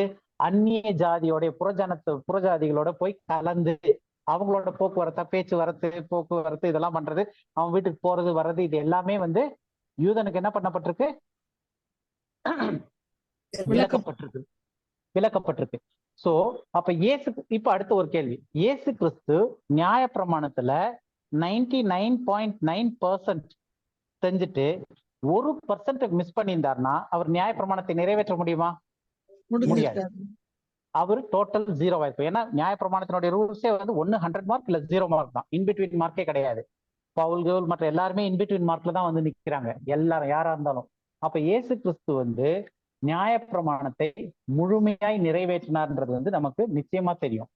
ஏன்னா அதுதான் அவர் சொல்றாரு, நான் நியாயப்பிரமாணத்தை அழிக்கிறதுக்கல்ல நிறைவேற்ற. நிறைய பேர் வந்து இப்ப நியாயப்பிரமாணத்தை இயேசு கிறிஸ்து அழிச்சிட்டாரு, நியாயப்பிரமாணம் இப்ப கிடையாது, அப்படி கிடையாது. நியாயப்பிரமாணத்தை நிறைவேற்றி முடிச்சிட்டாரு, 100 மார்க்ஸ் வாங்கி முடிச்சிருக்காரு. அப்ப 100 மார்க்ஸ் வாங்கின இயேசு கிறிஸ்து புறஜாதி வீட்டுக்கு போய் புறஜாதியரோட பேசி பழகியிருப்பாரா? இதுக்கு நீங்க தான் பதில் சொல்லணும். யூதனானவனுக்கு விளக்கப்பட்டு நியாயப்பிரமாணத்தின்படி விளக்கப்பட்ட காரியத்தை இயேசு கிறிஸ்து நியாயப்பிரமாணத்தை ஃபுல்லா ஃபுல்ஃபில் பண்ணணும்னு வந்திருக்கும் போது அவர் அதை மீறி புறஜாதி கிட்ட போய் பேசி கலந்துருப்பாரா? கலந்த மாதிரிதான் பைபிள்ல இருக்கு. எப்படி கலந்த மாதிரிதான் பைபிள்ல இருக்கு. ஆமா, அதுக்கு நம்ம படிப்போம். அது ரெண்டு விஷயம் வருது. ஒண்ணு வந்து அந்த கானானிய ஸ்திரீ, அந்த ஸ்திரீக்கும் இன்னொன்னு நூற்றுக்கு அதிபதி இல்ல சமாரிய ஸ்திரீ வந்து அது தனி கதை. ஏன்னா சமாரிய ஸ்திரீ வந்து புறஜாதி கிடையாது. அது நம்ம சமாரிய ஸ்திரீவும் படிப்போம். அது வந்து புறஜாதி கிடையாது. ஏன்னா இஸ்ரவேல்ல இருந்த 10 கோத்திரத்துல யாருக்காக வந்தாரோ காணாமல் போன ஆடாகிய இஸ்ரவேல். ஏன்னா அந்த சமாரிய ஸ்திரீன்னு சொல்லும் போது இப்ப அந்த சொன்னனால அப்படியே ஒரு 2 பாயிண்ட் மட்டும் அதுல சொல்லிடுறேன். அப்புறம் வீட்டுல படிச்சுப்பாங்க. யோவான் 4வது அதிகாரத்துல வரும்போது அந்த ஃபுல்லா படிச்சுட்டு வரும்போது அந்த சமாரிய ஸ்திரீ வந்து யூதனானவனுக்கு விளக்கப்பட்டிருக்குன்னு இருக்கு. ஒரு யூதன் போய் பேச மாட்டான். ஆனா இயேசு கிறிஸ்து வந்தது என்னத்துக்கு? சிதறி இருக்கிற 10 கோத்திரத்தையும் சிதறி இருக்கிற காணாமல் போனாடாக இஸ்ரவேல் வீட்டாருக்காக தான் வந்தேன்றாரு பர்பஸ். அந்த வீட்டுல ஒருத்தி தான் சமாரிய ஸ்திரீ. ஏன் அப்படின்னா எங்களுடைய தகப்பன் ஆகிய யாக்கோபினுடைய கிணறு இங்கதானே இருக்கு. அப்ப யாக்கோபுடைய பிள்ளை அவ, எங்களுடைய தகப்பனான யாக்கோப். 2வது மேசியா வருவார்னு எங்களுக்கு எல்லாம் சொல்லியிருக்கு. அவர் வரும்போது இதெல்லாம் போதிப்பார்னு சொல்லியிருக்கு. ஒரு புற ஜாதியாகிய ஒரு ஹீதன் என்ற அந்நிய ஜாதியில இருக்கக்கூடிய ஒரு பெண்ணுக்கு வந்து எங்களுடைய தகப்பனாகிய யாக்கோபின் கிணறுன்னு சொல்றதுக்கு வாய்ப்பு கிடையாது. மேசியா வரும்போது இவெல்லாம் சொல்லுவாருன்றது எங்களுக்கு தெரியும் அப்படின்னு சொல்ல வாய்ப்பு கிடையாது. இப்படி பல காரியங்கள் இருக்கு. அந்த அதிகாரத்தை நம்ம டீட்டெயிலா படிச்சு பார்த்தோம்னா அந்த சமாரிய ஸ்திரீன்றது வந்து ஒரு புறஜாதி பெண் கிடையாது. புறஜாதிக்குள்ள கலந்து போன காணாமல் போன ஆடாகிய இஸ்ரவேல் வீட்டாரா யாருக்காக வந்தாரோ அந்த பெண் அந்த இது. சோ இது இல்லாம பைபிள்ல 2 இடத்துல இயேசு கிறிஸ்து வந்து புறஜாதியோட டீல் பண்ணியிருக்காரு. அது வந்து நியாயப்பிரமாணத்துக்கு உட்பட்டா நியாயப்பிரமாணத்துக்கு வெளியவான்றதை நம்ம இதே இன்னும் கொஞ்சம் கீழே போன உடனே நம்ம பார்ப்போம். அது ஒண்ணு வந்து இந்த நூற்றுக்கு அதிபதியும், இன்னொன்னு வந்து ஒரு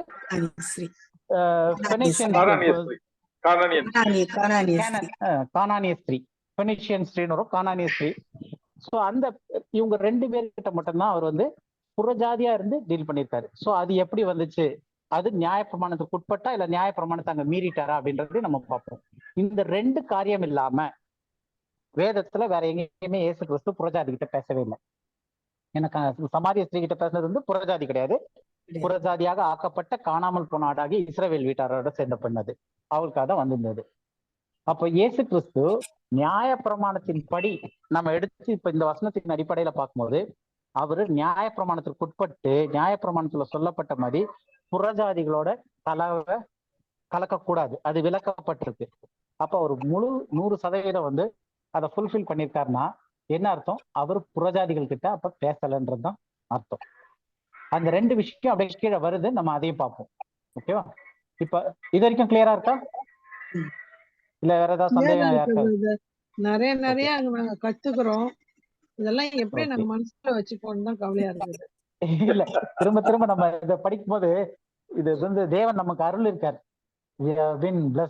இதெல்லாம் படிக்கிறதுக்கு தெரிஞ்சுக்கிறதுக்கே உண்மையிலே. அதனால அது வந்து ஆண்டவருடைய பொறுப்பு. நம்ம காட்டணும்னு முடிவு பண்ணிட்டா காட்டுவார். ஞாபகம் வைக்கணும்னு நினைச்சோன்னா நம்ம ஞாபகம் வச்சிருவார் நமக்கு. ஓகே, அடுத்தது அடுத்த வசனம் ரோமர் 15 8வது வசனம்.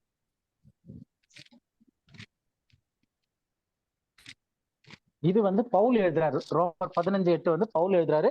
இயேசு கிறிஸ்துவனுடைய சிலுவைக்கு அப்புறம் ரொம்ப காலம் கழிச்சு அவர் எழுதும் போது, ரோமருக்கு எழுதும் போது எழுதுறாரு. 20வது அதிகாரத்துக்கிட்ட படிங்க. மேலும் பிதாக்களுக்கு பண்ணப்பட்ட வாக்குத்தத்தங்களை உறுதியாக்கும் படிக்கு தேவனுடைய சத்தியத்தின் நிமித்தம் இயேசு கிறிஸ்து விருத்த சேதனம் உள்ளவர்களுக்கு ஊழியக்காரனானார் என்றும். ஓகே, இப்ப இதுல வந்து ஒரு இன்ட்ரோ கொடுக்கிறாரு. இங்கிலீஷ்ல வந்து now I say that Jesus Christ was a minister of circumcision. வாஸ்ன்றது வந்து பழைய காலத்துல ஊழியக்காரரானார் என்று, ஊழியக்காரராய் இருக்கிறார் என்று இல்ல, ஊழியக்காரரானார் என்றும் போது கடந்த காலத்தை பத்தி பேசுறாரு. அப்ப ரோமர் எழுதும் போது இயேசு கிறிஸ்துனுடைய அதுக்கு முன்னாடி உள்ள காலத்தை பத்தி சொல்லும் போது பாஸ்ட் டென்ஸ்ல அவர் என்னன்றாரு? இயேசு கிறிஸ்து வந்து மேலும் பிதாக்களுக்கு பண்ணப்பட்ட வாக்குத்தத்தம். பிதாக்கள்னா யாரு? அப்ப இந்த கான்டெக்ஸ்டே யாருக்கிட்ட பேசிக்கிட்டு இருக்காரு? பிதாக்களுக்கு பண்ணப்பட்ட வாக்குத்தத்தம்னா யூத மக்கள் கிட்ட பேசிட்டு இருக்காரு. அவங்களுடைய ஜெனரேஷன், அவருடைய சொந்த ஜனம், அந்த யூத மக்கள் கிட்ட யார் அவரை ஏற்றுக்கலையோ, சிலுவையில் அரைஞ்சாங்களோ, விசுவாசிக்கலையோ அவங்க கிட்டயே அவர் பேசிக்கிட்டு இருக்காரு. இப்ப நான் சொல்றேன், இயேசு கிறிஸ்து was a minister of circumcision. அதாவது எதுக்காக வந்தார்னா பிதாக்களுக்கு பண்ணப்பட்ட வாக்கு தத்தத்தை உறுதியாக்கும்படிக்கு, அதை வந்து கன்ஃபார்ம் பண்றதுக்காக. தேவனுடைய சத்தியத்தின் நிமித்தம் தேவன் வாக்குத்தத்தம் பண்ணி கொடுத்திருக்காரு. அந்த சத்தியத்தின் நிமித்தமாக தேவன் வாக்குத்தத்தம் பண்ணி கொடுத்திருக்காரு. அந்த சத்தியத்தின் நிமித்தமாக விருத்த சேதனம் உள்ளவர்களுக்கு ஊழியக்காரரானார் என்று. அப்ப இயேசு கிறிஸ்து விருத்த சேதனம் உள்ளவர்களுக்கு ஊழியக்காரரானார்னும் போது நம்ம ஏற்கனவே மேல பார்த்தோம். இங்க கலாத்தியர் 4 தமிழ்ல 4:5 வந்து நியாயப்பிரமாணத்திற்கு கீழ்வானவராக்கி தேவன் அவரை அனுப்புறாரு. சோ நியாயப்பிரமாணத்திற்கு கீழாக்கி, மேட் அண்டர் த லா, நியாயப்பிரமாணத்திற்கு கீழாக்கி எதுக்காக கீழாக்குனாரு? நியாயப்பிரமாணத்தை நிறைவேற்றுவதற்கு. எப்படி நிறைவேற்றுவதற்கு? பிதாக்களுக்கு பண்ண வாக்கு தத்தங்களை உறுதி செஞ்சு நியாயப்பிரமாணத்திற்கு உட்பட்டவர்களுக்கு ஊழியம் செய்யறதற்காக நியாயப்பிரமாணத்திற்கு உட்பட்டு வந்தார். அப்ப இந்த பூமியில இயேசு கிறிஸ்து பிறந்து வந்து மரிக்கிற வரைக்கும் அவரு யாருக்கு எதுக்கு இருந்திருக்காரு? நியாயப்பிரமாணத்திற்கு உட்பட்டு இருந்திருக்காரு. பவுல் சொல்லும்போது இன்னைக்கு கிருபையின் காலத்துல நீங்களும் நானும் நியாயப்பிரமாணத்திற்கு உட்பட்டிராமல் தெளிவா சொல்லிட்டு கிருபைக்கு உட்பட்டிருக்கோம். அப்ப 2 கேட்டகரியா பிரிச்சுறாரு. நம்ம நியாயப்பிரமாணத்திற்கு உட்பட்டு இல்ல, இயேசு கிறிஸ்து பூமியில வந்தப்ப ஒரு நியாயப்பிரமாணத்திற்கு உட்பட்டு வந்து யாருக்கு ஊழியம் செய்ய வர்றாருன்னா விருத்த சேதனம் உள்ளவர்களுக்கு. அது வந்து யாரு? ஆபிரகாமனுடைய உடன்படிக்கையில இருக்கவங்க, அந்த பழைய ஏற்பாட்டுல இருந்து வந்தாங்க இல்லையா, விருத்த சேதனம் செஞ்சு இயேசு கிறிஸ்துவின் காலத்துல அவர்களுக்கு ஊழியம் செய்யறதுக்கும், அவங்களுடைய பிதாக்கள்னும் போது ஆபிரகாம், ஈசாக்கு, யாக்கோபு இவங்களுக்கு தான் வந்து பண்ண வாக்கு தத்தத்தை உறுதிப்படுத்துறதுக்கு. என்ன வாக்கு தத்தம்? ஆபிரகாம் கிட்ட என்ன வாக்கு தத்தம் பண்ணாரு? பாலும் தேனும் ஓடுகிற தேசத்தை தருவனாரு, உன் சந்ததிக்கும் உனக்கு அப்புறம் வரவங்களுக்கு. தாவீது கிட்ட என்ன வாக்கு தத்தம் பண்ணாரு? உன்னுடைய சிங்காசனம் எருசலேம்ல இருந்து இந்த பூமியெல்லாம் ஆளுவாரு, உன்னுடைய குமாரன் இந்த தாவீதின் சிங்காசனத்துல இருந்து மேசியா ஆளுவாரு அப்படின்னு சொல்லி. இப்ப பண்ணப்பட்ட வாக்கு தத்தங்கள் எல்லாம் நிறைவேற்றுவதற்காக அவரு நியாயப்பிரமாணத்திற்கு உட்பட்டு வந்து நியாயப்பிரமாணத்துல உள்ளவங்களுக்கு, விருத்த சேதனத்துல இருக்கவங்களுக்கு ஊழியக்காரரா வந்தார். ஸோ இதுதான் வந்து அவரு நியாயப்பிரமாணத்துக்கு உட்பட்டு வர்றதுக்கான காரணம். விருத்த சேதனம் உள்ளவர்களுக்கு ஊழியக்காரரா வந்து அதெல்லாம் பிதாக்களுக்கு பண்ண வாக்கு தத்தத்தை கன்ஃபார்ம் பண்றதுக்காக வராரு. ஓகே, இப்ப அடுத்தது இன்னொரு வசனம் படிப்போம். வேற அதாவது ஆபிரகாமுடைய இதை கன்ஃபார்ம் பண்றதுக்கு வராரு இல்லையா, அந்த காரியத்துக்காக, காணாமல் போன ஆடுகள் எல்லாம் பிடிக்கிறதுக்கு, அந்த இதுக்கு. லூக்கா 19வது அதிகாரம் 9-10வது வசனம். இது நிறைய பேருக்கு தெரிஞ்சதுதான், சகையனுடைய அந்த ஒரு இதுல வரக்கூடியது. லூக்கா 19:9-10. இயேசு அவனை நோக்கி, இன்றைக்கு இந்த வீட்டுக்கு ரட்சிப்பு வந்தது, இவனும் ஆபிரகாமுக்கு குமாரனுமாய் இருக்கிறானே. இழந்து போனதை தேடவும் ரட்சிக்கவுமே மனுஷகுமாரன் வந்திருக்கிறார் என்றார். ஓகே, சோ இப்ப இதுல வந்து என்ன சொல்லியிருக்கு அப்படின்னா, இவனும், அந்த நும் இருக்குல்ல, இவனும் ஆபிரகாமுக்கு குமாரனாய் இருக்கிறானே, அது முக்கியமான கீ ஃப்ரேஸ். ஏன்னா இங்கிலீஷ்ல எடுத்தோம்னா for so much as he also is a son of Abraham. அப்போ ஆபிரகாம் பிதாக்களுக்கு பண்ணப்பட்ட வாக்கு தத்தம் என்னது? அவங்களுடைய சந்ததி மொத்தம் கூட்டி சேர்க்கப்படும், அவங்களுக்கு ராஜாவா இயேசு கிறிஸ்து இருப்பாரு. அப்ப அதுல காணாமல் போன ஆடாகிய இஸ்ரவேல் வீட்டாருக்காக தான் வந்தேன்றாரு. ஒண்ணு, காணாமல் போனதை தேடவே நான் வந்தேன் அப்படின்றாரு. அப்போ ஆபிரகாமுடைய சந்ததியில யாரெல்லாம் வந்து இயேசுவை அறியாம ஏற்றுக்கொள்ளாம விக்கிரகத்தோட சேர்ந்து இல்ல அநியாயமாய் வசூலிக்கிறது, இதெல்லாம் நியாயப்பிரமாணத்திற்கு உட்பட்டு அவங்க பாவிகளா இருக்கிறாங்க, பாவிகள்ன்ற கணக்குல இருக்காங்க பரிசேயர் சதுசேயருடைய பார்வையில. சோ ஆனா சகேயன் கூப்பிட்டு அவர் அந்த இதெல்லாம் செய்யும் போது இயேசு சொன்ன வார்த்தை, அவனை நோக்கி இன்றைக்கு இந்த வீட்டுக்கு ரட்சிப்பு வந்தது அப்படின்னு சொல்லிட்டு. ஏன் ரட்சிப்பு வந்துச்சு? இவனும் ஆபிரகாமுக்கு குமாரனாய் இருக்கிறானே, இழந்து போனதை தேடவும் ரட்சிக்கவுமே மனுஷகுமாரன் வந்திருக்கிறார். அப்ப அவர் வந்த பர்பஸே என்னன்னா, இப்படிப்பட்ட ஆபிரகாமின் குமாரர்கள் யாரெல்லாம் வந்து காணாம போயிருக்காங்களோ, இழந்து போயிருக்காங்களோ, அவங்கள தேடதான் வந்தேன். இவனும் ஆபிரகாமின் குமாரனா இருக்கிறானே அப்படின்னு சொல்லிட்டு. சோ இழந்து போனதும் தேடுறதுக்கும் ரட்சிக்கவுமே மனுஷகுமாரன் வந்தார் அப்படின்னு சொல்றாரு. இது வரைக்கும் கிளியரா புரியுதா? சோ சகைவை ஏன் அவரு வான்னு சொல்லி இன்னைக்கு உனக்கு ரட்சிப்பு வந்துருச்சு அப்படின்னு சொன்னா, சகை வந்து ஒரு புறஜாதி கிடையாது. அவனும் ஆபிரகாமனுடைய சந்ததி, அவனும் ஆபிரகாமுடைய குமாரனா இருக்கிறான். அப்ப அந்த ஆபிரகாமுடைய குமாரன் இழந்து போயிருக்கிறான், அவன் காணாமல் போயிருக்கான். அவனை மீட்டெடுக்கிறதுக்காக, காணாமல் போனதை மீட்டெடுக்கிறதுக்காக தான் நான் வந்திருக்கேன். அப்ப நான் வந்த பர்பஸ்ல இவன் எனக்கு செட் ஆகுறான். சகையும் அந்த கேட்டகரியில வரான். இவனும் ஆபிரகாமுடைய மகனா இருக்கிறான், பிள்ளையா இருக்கான். நான் இவனை இவன் தொலைஞ்சு போயிருக்கான், விழுந்து போயிருக்கான், இவனை தேடி நானு வந்திருக்கேன் அப்படின்னு சொல்லிட்டு சொல்றாரு. இப்போ நம்ம வந்து தொலைஞ்சு போனவங்களா அப்படின்ற கேள்வி வருது. சோ ஆபிரகாமின் பிள்ளை, ஆபிரகாம் தெரிந்து கொள்ளப்பட்டவன், பெயர் சொல்லி அழைத்து ஆபிரகாமை தெரிந்து கொண்டார். அவனுடைய சந்ததி, தெரிந்து கொள்ளப்பட்ட சந்ததி காணாமல் போச்சுன்னா காணாமல் போச்சு, சிதறடிக்கப்பட்டு போச்சு, இழந்து போயிட்டாரு. காணாமல் போனதை தேட வந்தார். இப்ப நம்ம எல்லாம் காணாமல் போனவர்களா அப்படின்னு பார்த்தோம்னா, எபேசியர் 2:1 எடுத்து படிங்க. அக்கிரமங்களினாலும் பாவங்களினாலும் மரித்தவர்களாய் இருந்த உங்களை உயிர்ப்பித்தார். அப்போ காணாமல் போனதை தேடுறதுக்கு அந்த கேட்டகரியில நம்ம பாடி ஆஃப் கிரைஸ்ட் கிருபையின் காலத்துல உள்ளவங்க கிடையாது. கிருபையின் காலத்துல இருக்கிறவங்க இப்ப யாரு? அக்கிரமத்திலும் பாவத்திலும் மரித்தவர்கள். அப்ப காணாமல் போன கேட்டகரி வேற, செத்து போயிருக்கிற கேட்டகரி வேற. அவங்க வந்து ஆபிரகாமின் சந்ததி. ஏன் காணாமல் போயிருக்காங்கன்னா, ஆபிரகாமை தெரிந்து கொண்டார், வாக்குத்தத்தம் கொடுத்தார், உடன்படிக்கை உறுதிப்படுத்தினாரு, அடையாளமா விருத்த சேதனத்தை வச்சாரு. இவ்வளவும் செஞ்சு அவங்க அதை இழந்து காணாமல் போயிட்டாங்க, தெரிந்தெடுக்கப்பட்ட ஜனம்.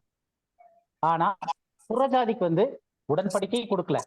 இன்னொரு வசனத்தையும் சேர்த்து படிச்சிடலாம் அப்படியே. அதே இதுல 12வது வசனம் புறஜாதிகளை குறித்து சொல்லும்போது, அக்காலத்திலே கிறிஸ்துவை சேராதவர்களும் இஸ்ரவேலுடைய காணியாட்சிக்கு புறம்பானவர்களும் வாக்குத்தத்தத்தின் உடன்படிக்கைகளுக்கு அந்நியரும் நம்பிக்கை இல்லாதவர்களும் இவ்வுலகத்தில் தேவனற்றவர்களுமாய் இருந்தீர்கள் என்று நினைத்து கொள்ளுங்கள்.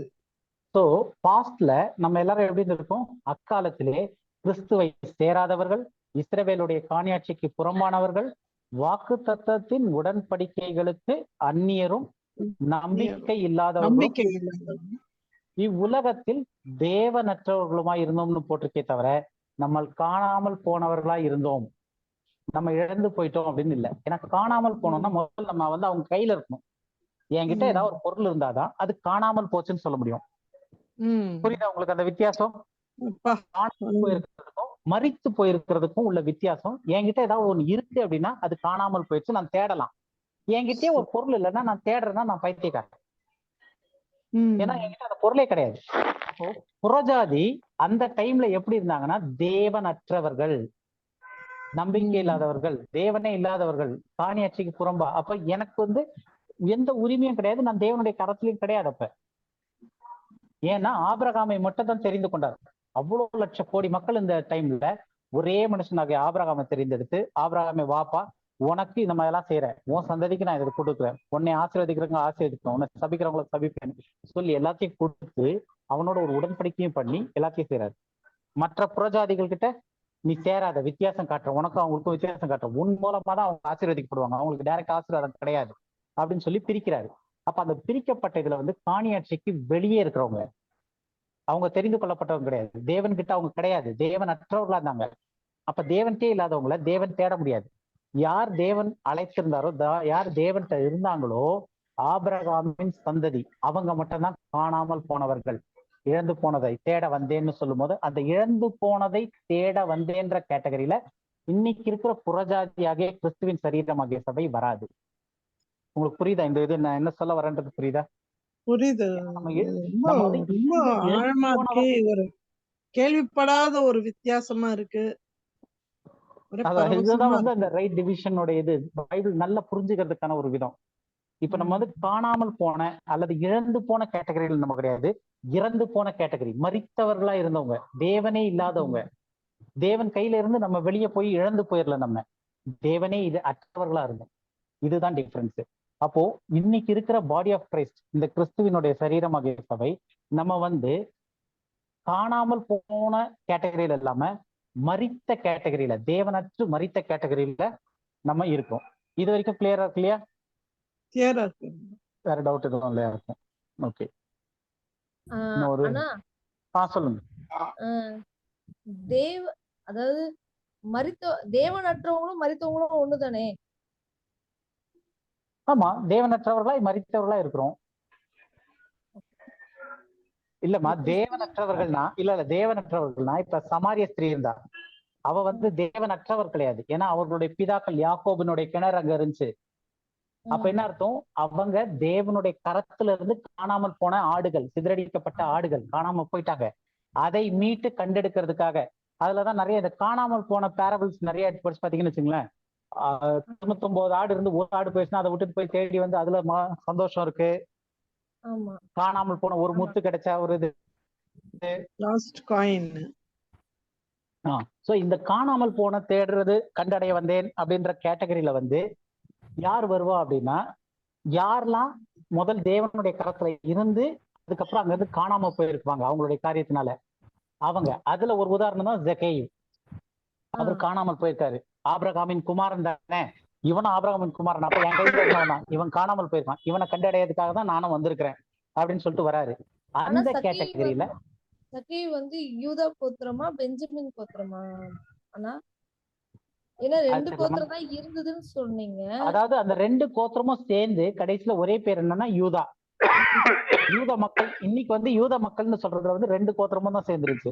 2 மட்டும் இல்ல, 10 கோத்திரத்துல இருந்து கொஞ்சம் வெறும் ரொம்ப சொற்பமான பேர் மறுபடியும் இஸ்ரவேலியே வந்து இருந்தாங்க, அவங்களையும் சேர்த்துருச்சு. ஆனா ஆண்டவருடைய பிளான்ல அந்த மேசிவா அந்த பெரிய காரியத்துல சொல்லும் போது இது 2 கோத்திரம், அது 10 கோத்திரம். அந்த 10 கோத்திரம் காணாமல் போன சிதறடிக்கப்பட்ட ஆடு.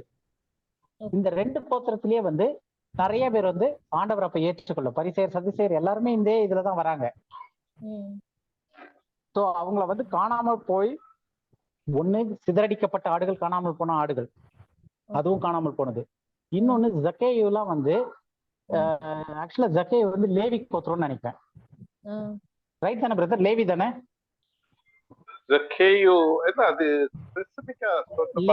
இல்ல இருக்கு, வசனம் இருக்கு, லேவியனான ஜக்கேயுன்னு ஏதோ ஒரு வசனம். நான் அப்புறமா எடுத்து அந்த ரெஃபரன்ஸ் வந்து நான் நம்ம குரூப்ல போட்டு விடுறேன். ஸோ மத்தேயு வந்து எனக்கு தெரிஞ்சு லேவி கோத்திரத்தை சேர்ந்தவர் மத்தேயு. ஆனா அவர் வந்து ஒரு டாக்ஸ் கலெக்டரா இருப்பாரு.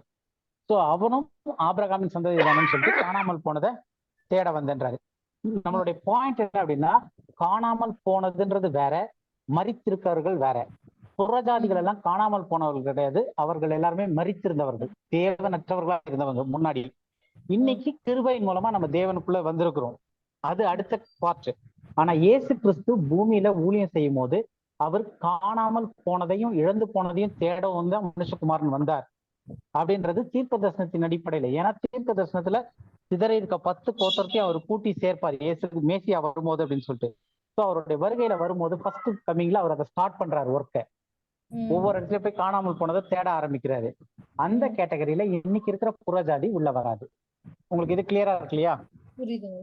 மரித்தவர்களுக்கும் தொலைந்து போனவர்களும் இழந்து போனவர்களுக்கும் உள்ள வித்தியாசம். ஓகே, அடுத்தது இயேசு கிறிஸ்து யார் அப்படின்னு சொல்லி பாக்குறோம். லைனா வந்து இயேசு கிறிஸ்து ராஜா அப்படின்றத நம்ம பார்க்க போறோம். இயேசு கிறிஸ்து ராஜா. இப்ப அடுத்த கேள்வி, இயேசு கிறிஸ்து நமக்கு ராஜாவா அப்படின்னு கேட்டோம் அப்படின்னா, இன்னைக்கு பொதுவா இருக்க கிறிஸ்தவங்க ஆமா இயேசு கிறிஸ்து நமக்கு ராஜா அப்படின்வாங்க. ஆனா டீப்பா நம்ம இன்னும் இது வந்து இப்போ உடனே புரியாது, நம்ம போப்போ இன்னும் அப்போ இது ஸ்டடி ஃபுல்லா முடியறதுக்குள்ள, ஏன்னா நிறைய கண்டென்ட் இருக்கு, அது முடியறதுக்குள்ள இயேசு கிறிஸ்து நமக்கு ராஜாவான உறவுல வருவாரா அப்படின்றத நம்ம தெளிவா பார்த்துருவோம், புரிஞ்சிடும். ஆனா இப்போதைக்கு புரிஞ்சுக்கிறதுக்கு, நமக்கு இன்னைக்கு இருக்கிற புறஜாதியாகிய கிருபையின் காலத்துல ரட்சிக்கப்பட்டவங்களுக்கு இயேசு கிறிஸ்து ராஜா கிடையாது. அது வாக்கு தத்தத்தின்படி பிதாக்களுக்கு வாக்குத்தத்தம் பண்ணதுல வந்து தாவீது வராரு. அந்த தாவீதுக்கு அவருடைய சிங்காசனத்துல இருந்து மேசியா ஆளுவாரு அப்படின்னு சொல்லிட்டு, அது வந்து ராஜாக்கும் அவங்களுடைய ஜனத்திற்குமான ஒரு உறவை சொல்ல வந்தது. சோ இயேசு கிறிஸ்து, அது நம்ம டீட்டெயிலா படிப்போம். நமக்கு என்ன அப்படின்னா, இயேசு கிறிஸ்து நமக்கு தலையா இருக்காரு. தேவன் அவரை சரீரமாகிய சபைக்கு தலையாக தந்தருளினார். ஓகேவா? அப்ப இந்த பாடி ஆஃப் கிரைஸ்டுக்கு வந்து இயேசு கிறிஸ்து யார் அப்படின்னா அவர் தான் தலை, நம்ம சரீரமா இருக்கும். அதனாலதான் பேரே வந்து கிறிஸ்துவனுடைய சரீரமாகிய சபை, த பாடி ஆஃப் கிரைஸ்ட் அப்படின்றோம்.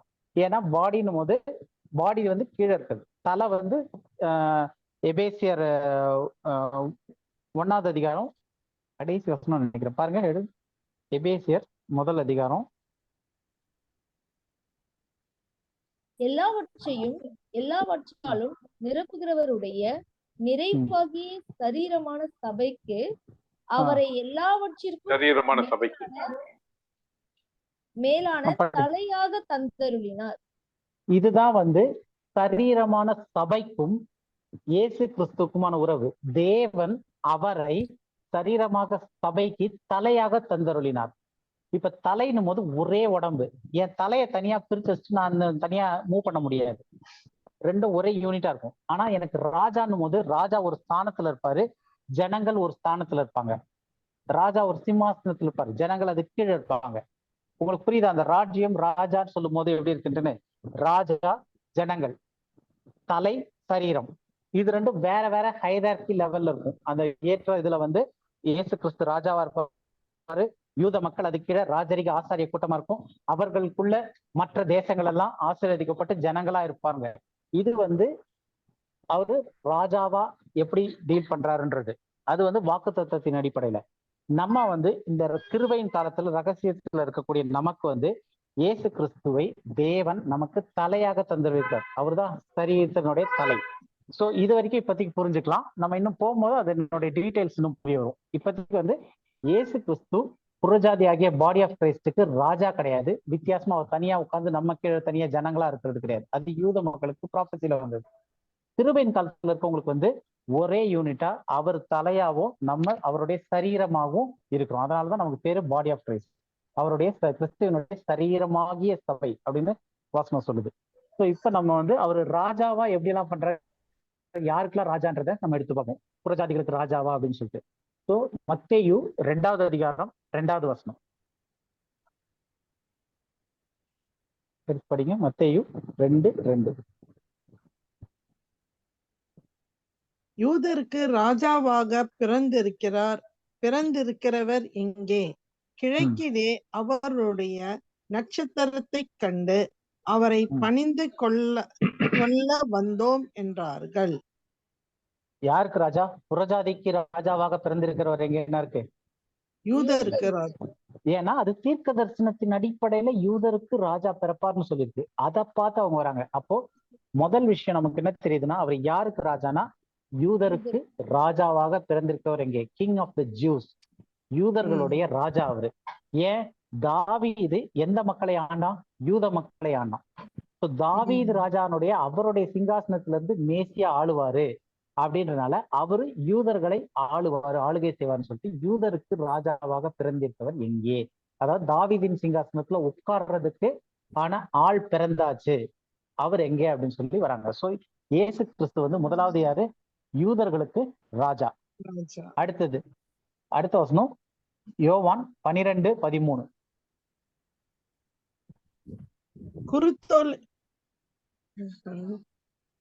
குருத்தோலைகளை பிடித்து கொண்டு அவருக்கு எதிர்கொண்டு போகும்படி புறப்பட்டு, ஓசன்னா, கர்த்தருடைய நாமத்தினாலே வருகிற இஸ்ரவேலின் ராஜா ஸ்தோத்தரிக்கப்பட்டவர் என்று ஆர்ப்பரித்தார்கள்.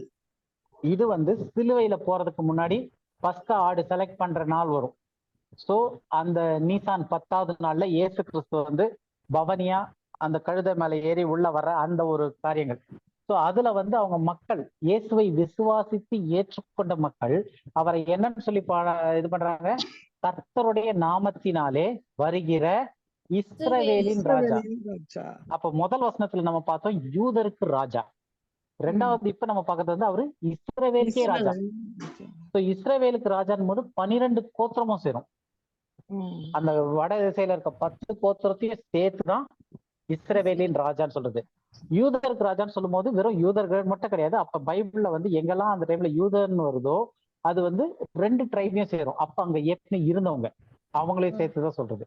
அப்போ சதர்ன் கிங்டம்னு சொல்லக்கூடிய அந்த தென் திசை 2 ட்ரைபுக்கும் சேர்த்து அவரு கிறிஸ்து யூதருக்கு ராஜான்னு ஒரு வசனம் சொல்லுது. இன்னொரு வசனத்துல 12 கோத்திரத்தையும் சேர்த்து கிறிஸ்து யாருக்கு ராஜா? இஸ்ரவேலின் ராஜா அப்படின்னு வசனம் வருது. அடுத்தது யோவான்லயே 18:37. அப்பொழுது பிலாத்து அவரை நோக்கி, அப்படியானால் நீ ராஜாவோ என்றார். இயேசு பிரதியுத்தரமாக, நீ சொல்லுகிறபடி நான் ராஜாதான். சத்தியத்தை நான் ராஜாதான், நான் ராஜாதான். அப்ப கிரைஸ்ட் இஸ் த கிங். அவர் என்ன கேக்குறாரு? கிறிஸ்துவே ராஜாவான்னு கேக்குறாரு. நீ சொல்லுகிறபடி நான் ராஜாதான் அப்படின்றாரு. சத்தியத்தை குறித்து சாட்சி கொடுக்க நான் பிறந்தேன், இதற்காகவே இந்த உலகத்தில் வந்தேன். சத்தியவான் எவனும் என் சத்தம் கேட்கிறான் என்றார். ஓகே, அப்ப எதுக்காக நான் இந்த உலகத்துக்கு வந்தேன் அப்படின் போது இந்த காரியத்துக்காக தான் நான் உலகத்துக்கே வந்தேன். எது? நான் தான் ராஜா. பிலாத்து அவனை கேட்டப்ப நான் ராஜாதான் அப்படின்றாரு. அப்ப இயேசு கிறிஸ்துவே தன்னுடைய வாயில அவரு தீர்க்க தரிசனத்தின் அடிப்படையில வரும்போது தாவீதின் சிங்காசனத்துல உட்கார்ந்து ஆளக்கூடிய ராஜா அவர்தான்றதை அவரே கன்ஃபார்ம் பண்றாரு, நான் தான் ராஜான்னு. ஸோ முதல் நம்ம பார்த்தது இயேசு கிறிஸ்து யூதர்களுக்கு ராஜா, 2வது இயேசு கிறிஸ்து இஸ்ரவேலுக்கு ராஜா, 3வது இயேசு கிறிஸ்துவே தன்னை நான் ராஜான்னு சொல்றாரு. ஸோ இது எல்லாமே இயேசு கிறிஸ்து மறைக்கிறதுக்கு முன்னாடி.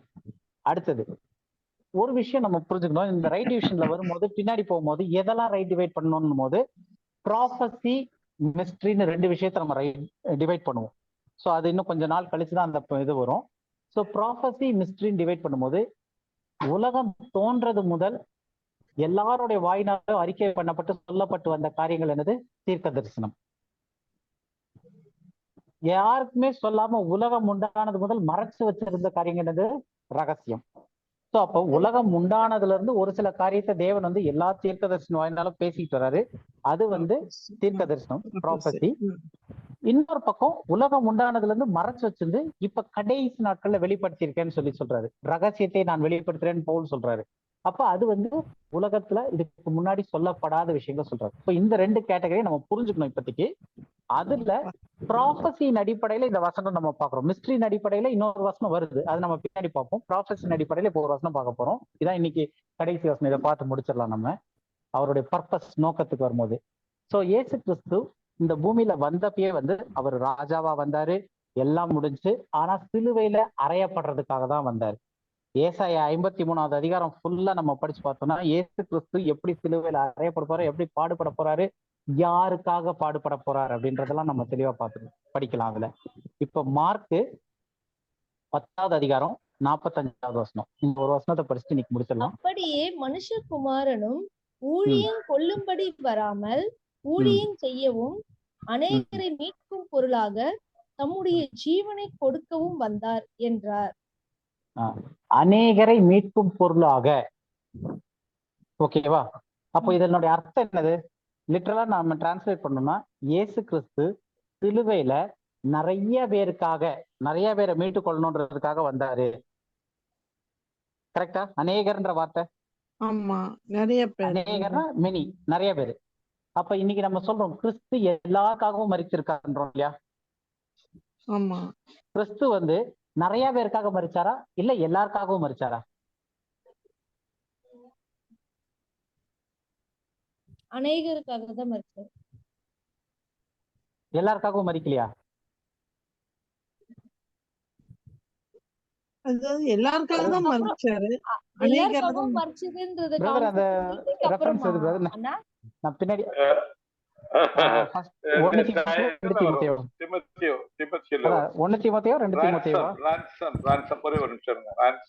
நீங்க பண்ணிட்டு இருக்கனால போட முடியாது.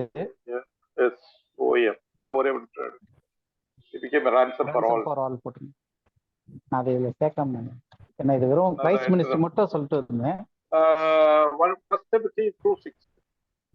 1 தீமோத்தேயு 2:6 அதையும் ஒரு தடவை படிங்க இதோட சேர்த்தது. எல்லாரையும் மீட்கும் பொருளாக எல்லாரையும் மீட்கும் பொருளாக தம்மை ஒப்பு கொடுத்த மனுஷனாகிய கிறிஸ்து இயேசு அவரே. சரி, போதும். இதுல ஓகே ஓகே போதும். அந்த வசனத்துல எத்தனை பேரை மீட்கிறதுக்காகன்னு போட்டிருக்கு? எல்லாரையும் மீட்கும் பொருளாக. எல்லாரையும் மீட்கும் பொருளாகன்றது ஒரு வார்த்தை இருக்கா? இப்ப அப்படியே அதுல ஒரு கை வச்சுக்கிட்டு மார்க் 10:45 அந்த இதை படிங்க. எத்தனை பேரை மீட்கும் பொருளாக? மனுஷகுமாரனை ஊழியம் கொள்ளும்படி அநேகரை மீட்கும் பொருளாக தம்முடைய ஜீவனை கொடுக்கவும் வந்தார். மார்க்ல அநேகரை மீட்கும் பொருளாக அப்படின்னா ransom, இங்கிலீஷ்ல வந்து ransom for many, அங்க வந்து ransom for all, எல்லோரையும் மீட்கும் பொருளாக. அப்ப உங்களுக்கு வித்தியாசம் தெரியுதா? இந்த ரெண்டு வசனத்திலயும் இருக்கிற கான்ட்ரடிக்ஷன்னா வேறுபாடு. இயேசு கிறிஸ்து இந்த பூமியில வந்து சிலுவையில சாவும் போது, மரிக்கும் போது அவரு அநேகரை மீட்கும் பொருளாக மரித்தாரா, எல்லாரையும் மீட்கும் பொருளாக மரித்தாரா? ரெண்டுத்துக்குமே வசனம் இருக்கு. 5:18-19 சொல்லலாம். 5:18-19 எதுல 5:18? ஓகே ஓகே, அந்த இது ரைட். நான் வந்து ஆக்சுவலா அந்த வேர்டிங்ஸ்க்காக பார்த்தேன் நானு. ஓகே, அநேகர் இந்த கான்செப்ட் வந்து அதான் எல்லாரையும் மன்னிக்கிறதுன்றது அது வந்து நம்ம கான்செப்ட் ஃபோக்கஸ் வந்து ஆக்சுவலா அநேகரை மீட்கும் பொருளாகன்னு ஒரு இடத்துல வசனம் சொல்லுது. மார்க் 10:45. தீமோத்தி 2 படிக்கும் போது எல்லாரையும் மீட்கும் பொருளாக, ransom for allன்னு ஒரு இடத்துல, ransom for manyன்னு ஒரு இடத்துல. அப்போ ஏதா ஒண்ணுதான் கரெக்டா இருக்கும் அப்படின்னு சொல்ல முடியுமா? இல்ல இது ரெண்டுத்துக்கும் வேறுபாடே கிடையாது, அநேகர்னா எல்லாரும் அப்படின்னு நம்ம புரிஞ்சுக்கிறதா? சொல்லுங்க. ஒவ்வொரு காலத்துக்கு ஏத்த மாதிரி இதை நம்ம எடுத்துக்கணும். கரெக்ட். அதுக்காக தான் நம்ம இந்த டூலே படிக்கிறோம், ரைட் டிவிஷன் டூல். பைபிள்ல வந்து இல்ல அநேகர்னா அது எல்லாரையும் தான் சேர்த்து சொல்றது அப்படின்னு நம்ம சொல்ல முடியாது. வசனம் தெளிவா இருக்கு. இங்க வந்து அநேகருக்காக, அநேகரை மீட்கும் பொருளாகன்னு, அங்க எல்லாரையும் மீட்கும் பொருளாக. அப்ப என்ன அர்த்தம்? இந்த டிஃபரன்ஸ் வந்து எங்க வருதுன்னா, இது ப்ராஃபஸின் அடிப்படையில, அது மிஸ்ட்ரியின் அடிப்படையில. ஏன்னா ஒரே சிலுவை தான், இயேசு கிறிஸ்து ஒரே தடவை தான் மரித்தாரு. ஒரே தடவை மரித்ததன் மூலமாக எல்லா டிஸ்பென்சேஷன்ல இருக்க எல்லாரையும் தேவன் அதன் மூலமாக மீட்டுக் கொள்ள போறாரு. அவர் மரித்தது எல்லாருக்காகவும். ஆனா மார்க்ல சொல்லும் போது அவர் யாருக்கு உட்பட்டு வந்திருக்காரு? நியாய பிரமாணத்திற்கு உட்பட்டு வந்திருக்காரு. பிதாக்களுக்கு செய்த வாக்குத்தத்தத்தை உறுதிப்படுத்துறதுக்காக வந்திருக்காரு. அவரு தாவீதின் சிங்காசனத்திலிருந்து இஸ்ரவேல் ஜனங்களை இழந்து போனதை, காணாமல் போனதை மீட்டுக் கொள்றதுக்காக வந்தாரு. காணாமல் போனது எல்லாரும் காணாமல் போனவங்க கிடையாது, அநேகர் காணாம போனவங்க. மீதி பேர்லாம் மரித்தவர்கள், தேவனற்றவர்கள், புறஜாதிகளா இருந்தவங்க. அவங்களை குறித்து தேவன் சிலுவையில மரிக்கும் போது அது வரைக்கும் ப்ராஃபஸின்ற ப்ரோக்ராம்ல புறஜாதிகள் அப்படியே உள்ள வந்தாங்கன்ட்டு கிடையாது. புறஜாதிகள் வராங்க. எப்படி வராங்கன்னா, இஸ்ரவேலை ஆசீர்வதிப்பதன் மூலமாக அவங்களுக்கு ஆசீர்வாதம். அதுதான் வந்து ஆதியாகமம் 12:3 சொல்றது. உன்னை ஆசீர்வதிக்கிறவர்களை ஆசீர்வதிப்பேன், உன்னை சபிக்கிறவர்களை சபிப்பேன், பூமி அனைத்தும் ஆசீர்வதிக்கப்பட்டிருக்கும். அப்ப புறஜாதிகள் வந்து இஸ்ரவேலின் வழியாக ஆசீர்வாதப்படுறதுன்றது வேற. ஆனா இங்க அவர் வந்த பர்பஸ் யூதர்கள் வழியா, முதலாவது யூதர்களுக்கு அப்படின்னும் போது அவரு அநேகருக்காக மரித்தார்ன்றது தீர்க்க தரிசனத்தின் அடிப்படையில. இப்ப இதே வார்த்தையை நீங்க ஏசாயா 53 எடுத்து படிக்கும் போது இதே வார்த்தைகள் இருக்கும். அவரு அநேகருடைய பாவங்களுக்காக மரித்தார்ன்னு இருக்கும், எல்லாருடைய பாவத்துக்காகன்னு இல்லை. ஏன்னா அவர் வந்த பர்பஸ் தன்னுடைய ஜனம் இஸ்ரவேல், தெரிந்து கொள்ளப்பட்ட ஜனம். அதுல 2 இருந்துச்சு, அவரை ஏற்றுக்கொள்ளல. 10 சிதறடிக்கப்பட்டு போயிடுச்சு, அவங்களையும் கூட்டி சேர்க்கணும், அவங்களுக்கும் ராஜாவா இருப்பாரு. அவங்களுக்காக சிலுவையில மரித்தாரு, வந்த பர்பஸ். அதனால தீர்க்க தரிசனத்தின் அடிப்படையில இயேசு சிலுவையில எல்லாருக்காகவும் மரிக்கல, அநேகருக்காக தான் மரிச்சார். ஆனா பிற்காலத்துல பவுலுக்கு சொல்லும் போது, வெளிப்படுத்தும் போது மிஸ்ட்ரி, இது வரைக்கும் மறைத்து வைத்திருந்தது. மறைத்து வைத்திருந்தா பழைய ஏற்பாட்டுல நீங்க தேடி கண்டுபிடிக்க முடியாத காரியங்கள், தேவனுக்குள்ள மறைத்து வைத்திருந்த காரியங்களை பவுலுக்கு வெளிப்படுத்தும் போது அதே மரணத்தை, பர்பஸை வந்து பாடி ஆஃப் கிரைஸ்ட் சொல்லும் போது மிஸ்ட்ரி பர்பஸ், ரகசியமா வச்சிருந்த பர்பஸ் என்னது? இயேசு கிறிஸ்து எல்லாருக்காகவும் மரித்தார்ன்றது அதுக்கப்புறம் பவுலுக்கு வெளிப்படுத்துறாரு. அதை பவுல் தீமோத்தேயுல எழுதுறாரு. ஸோ அப்ப இந்த டிஃபரன்சஸ் புரிஞ்சு இயேசு சிலுவையில அப்ப மரிக்கும் போது அநேகருக்காக தான் மரிச்சார். எப்ப வரைக்கும்? பவுலுக்கு அது வெளிப்படுத்துற வரைக்கும். பவுலுக்கு வெளிப்படுத்தும் போதுதான் தெரியும் அவரு அந்த அநேகருக்காக மட்டும் இல்ல எல்லாருக்காகவும் அங்க முடிச்சிருக்காருன்றது. அது பின்னாடி வருகிறது. அப்ப இதுக்குதான் நம்ம ரைட் டிவிஷனை புரிஞ்சு படிக்கணும். இது ஏன் புரிஞ்சுக்கிட்டோம் அப்படின்னா, இவர் அங்கேயே சிலுவையில எல்லாருக்காகவும் மரித்திருந்தார் அப்படின்னா அவரு சிலுவையில நியாய பிரமாணத்தை மீறினவராயிருவார். ஏன்னா நியாய பிரமாணத்தின்படி புறஜாதிக்கும் இஸ்ரவேலுக்கும் சம்பந்தமே கிடையாது. போக்குவரத்து அவங்களுக்கு விலக்கப்பட்டிருக்கிறது. நியாய பிரமாணத்தின்படி குற்றம் சாட்டப்பட்டவராயிருவாரு. தேவன் பிரிச்சு வச்சதை நீ ஏன் சேர்த்தன்னு சொல்லிட்டு குற்றம் சாட்டப்படக்கூடிய காரியம் வந்துடும். அப்ப சிலுவையில மரிக்கும் போது நியாய பிரமாணத்தின் அடிப்படையில அவரு இஸ்ரவேல் ஜனங்களுக்காக தான் மரித்தாரு. அதாவது எல்லாருக்காகவும் இல்ல, அநேகருக்காக மரித்தார். ஆனா அவர் அந்த நியாய பிரமாணத்துல இருந்து முடிச்சுட்டு உயிர்த்தெழுந்த பிறகு பவுலுக்கு வெளிப்படுத்தும் போது நான் அதுல அநேகருக்காகவும் மரித்தன்றாரு. அப்ப நியாய பிரமாணத்தை முழுமையா நிறைவேற்றி முடிச்சுட்டு அது முடிந்ததுக்கு அப்புறம் தான் மற்ற வெளிப்பாடுகளே கொடுக்குறாரு புறஜாதிக்கு. இதுல இருந்து நமக்கு என்ன தெரியுது அப்படின்னும் போது இன்னைக்கு இதோட முடிச்சிடலாம். இதுல இருந்து என்ன தெரிஞ்சு அப்படின்னா, இயேசு கிறிஸ்து இந்த பூமிக்குரிய ஊழியத்துல அவருடைய நோக்கம் என்ன அப்படின்னு நம்ம பார்த்தோம். இந்த நோக்கம் என்ன அப்படின்னு நம்ம பார்க்கும்போது சில காரியங்கள். ஃபர்ஸ்ட் அவருடைய பர்பஸ் இந்த எர்த்லி மினிஸ்டர் என்னன்னா, நியாய பிரமாணத்தையும் தீர்க்க தரிசனத்தையும் நிறைவேற்ற வந்தார். நிறைவேற்ற வந்திருக்கும் போது அதுல அவர் எந்த ஒரு மீறுதலும் செய்ய முடியாது. நியாய பிரமாணத்தை மீறினா 100 மார்க் இல்லாம அப்படியே 0வா போயிடும். அப்ப நியாய பிரமாணம் அந்த வார்த்தைக்கு வார்த்தை கரெக்டா ஃபுல்ஃபில் பண்ணியிருக்காரு. அப்ப நியாய பிரமாணத்தின் அடிப்படையில புறஜாதிகள் கிட்ட போக்குவரத்து ஒரு யூதனானவனுக்கு விலக்கப்பட்டிருக்கு. அந்த நியாய பிரமாணத்தை தேவன் தான் கொடுத்தாரு. அந்த நியாய பிரமாணத்தின் அடிப்படையில இயேசு கிறிஸ்து புறஜாதியோட அப்ப போய் டீல் பண்ணல. ஃபர்ஸ்ட் திங், ஏன்னா அவர் நியாய பிரமாணத்தை நிறைவேற்ற வந்தார். ரெண்டாவது, எதுக்கு வந்தார்னா 2 ட்ரைபா பிரிஞ்சிருக்கு. நார்தன் ட்ரைப் வட திசையில 10 கோத்திரமும் தென் திசையில 2 கோத்திரமும்.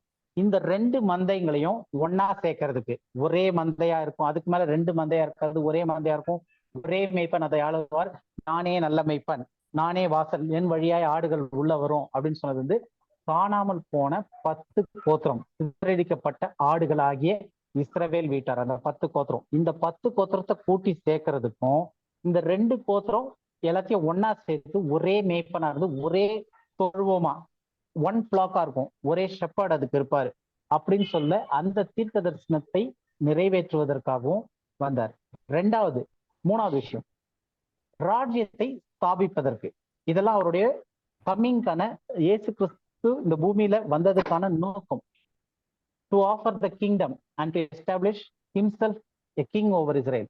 ராஜ்யத்தை வழங்கி இஸ்ரவேலின் ராஜாவாக தன்னை நிறுத்துவதற்கு. ஸோ இதுல ஃபர்ஸ்ட் கம்மிங், செகண்ட் கம்மிங் ரெண்டுமே இந்த ப்ராஃபஸில சேர்ந்து இருக்கிறனால தீர்க்கதரிசிகள் எல்லாமே ஒரே விஷயமா தான் பார்த்தாங்க. அதனால்தான் நிறைய பேர் ஐயோ இவர் மறிச்சிட்டாரே ராஜ்யத்தை. பேதுருவே அவர் உயிர் தெரிந்து போகும்போது ராஜ்யத்தில் இந்த சமயத்துல எங்களுக்கு மீட்டு கொடுப்பீர்னு கேட்கிறாரு. ஏன்னா அவர் போறாரு, திரும்ப வரப்போற ராஜ்யத்தை கொடுக்க போறாருன்னு நினைச்சு. அப்போ இயேசு கிறிஸ்து இந்த பூமியில இருந்ததனுடைய பர்பஸ் நம்ம பார்த்தது என்ன அப்படின்னா, முக்கியமான பர்பஸ்ல 3 காரியம் பார்த்தோம். 1, நியாய பிரமாணத்தை தீர்க்கதரிசனம் நிறைவேற்றுறதுக்கு. 2வது, 10 சிதறடிக்கப்பட்ட கோத்திரத்துக்கும் அவர் போய் கூட்டி சேர்த்து 2 கோத்திரத்தையும் சேர்த்து மொத்தம் 12 கோத்திரமா ஒரே மந்தையாக்குறதுக்கு. 3வது, ராஜ்யத்தை கொடுத்து அந்த ராஜ்யத்துல அவர் ராஜாவா இருக்கிறதுக்காக தான் வந்த பர்பஸ், இந்த பூமிக்கான தேவனுடைய ஊழியத்தினுடைய பர்பஸ். இதுல ஏதாவது சந்தேகங்கள் இருந்தா கேளுங்க, இல்லைன்னா நம்ம ப்ரேயர் பண்ணிட்டு முடிக்கலாம். ஏன்னா இன்னைக்கு நிறைய ஹெவி கண்டென்ட் போயிடுச்சு. பிரதர் நீங்க ஏதாவது ஆட் பண்ணுமா? ஆனா அவர் வந்த நோக்கம் நியாய பிரமாணத்தை நிறைவேற்றணும், தீர்க்க தரிசனம் நிறைவேற்றணும், அதை முடிச்சாரு. ஆனா 12 கோத்திரத்தை கூட்டி சேர்க்கல, அதுவும் முடியல. அதுக்கப்புறம் ராஜ்யத்தை இஸ்ரவேலருக்கு கொடுக்கறதும் முடியல. ஒரே நிமிஷம் தான். இயேசு கிறிஸ்துனுடைய பூமிக்குரிய ஊழியத்துல 2 பகுதிகளா இருக்கு. ஒரு பகுதி ஃபர்ஸ்ட் கம்மிங்ல, இன்னொரு பகுதி செகண்ட் கம்மிங்ல. 2த்துக்கும் நடுவுல ஒரு கிருபையின் காலத்துல நம்ம இப்போ வாழ்ந்துகிட்டு இருக்கோம். சோ இது இன்னும் கொஞ்சம் வேற மாதிரி ஸ்டடி. இப்ப நம்ம எப்படி பார்த்துருக்கோம் அப்படின்னா, தீர்க்கதரிசிகள் அந்த காலத்துல இருந்து தீர்க்க தரிசனம் சொல்லிட்டு வந்ததுல இயேசு கிறிஸ்து வரும்போது, இயேசு கிறிஸ்துன்ற பேரோட அவங்க சொன்னது மேசியா. சோ மேசியா கிறிஸ்து அவர் வரும்போது என்னெல்லாம் செய்வாருன்னும் போது, அவர் வர்றது பூமியில வரும்போது அவரு நியாய பிரமாணத்தை நிறைவேற்றுவாரு, இந்த 12 கோத்திரத்தையும் ஒன்னா சேர்த்து ஒரே ராஜாவா இருப்பாரு. ராஜ்யத்தை கொடுத்து அவரு ராஜாவா ஆளுகை செய்வார். இதுதான் வந்து அவருடைய பூமியில செய்யக்கூடிய வேலையா இருந்தது. அதுல ஒரு பார்ட்டை முடிச்சிட்டாரு, ஃபர்ஸ்ட் பார்ட். இப்ப அடுத்த பார்ட் முடிய போறதும் பூமியில தான் நடக்க போகுது. இயேசு கிறிஸ்து வந்து இந்த 1000 வருஷம் அரசாட்சி செய்யறது வந்து பரலோகத்துல கிடையாது, பூமியில. உங்களுடைய ராஜ்யம் அங்க இருந்து இங்க வரட்டும்ன்றாங்க. பரலோகத்தில் செய்யப்படுவது போல பூலோகத்திலும் செய்யப்படுவதாக அப்படின்னு சொல்லுவாங்க. அப்ப இந்த பூமியில தான் வந்து இயேசு கிறிஸ்து மறுபடியும் கண்டினியூ பண்ண போறாரு. அவர் வந்த பர்பஸ வந்து கண்டினியூ பண்ண போறாரு. எப்ப? செகண்ட் கம்மிங்ல வரும்போது. அப்ப இயேசு கிறிஸ்து பூமிக்கு வந்த பர்பஸ்ன்னு கேட்டா இது மொத்தமே வந்துடும். அதை ஃபுல்லா முடிச்சிட்டாரானா இல்ல 2 பார்ட்டா வச்சிருக்காரு. ஃபர்ஸ்ட் கம்மிங்ல ஒரு பார்ட் முடிச்சிருக்காரு, செகண்ட் கம்மிங்ல ஒரு பார்ட் முடிக்க போறாரு. புரியுதா உங்களுக்கு? ஒரு வருஷம் நான் ஆட் பண்றேன் பிரதர். மத்தேயு 3:2 வாசிமா.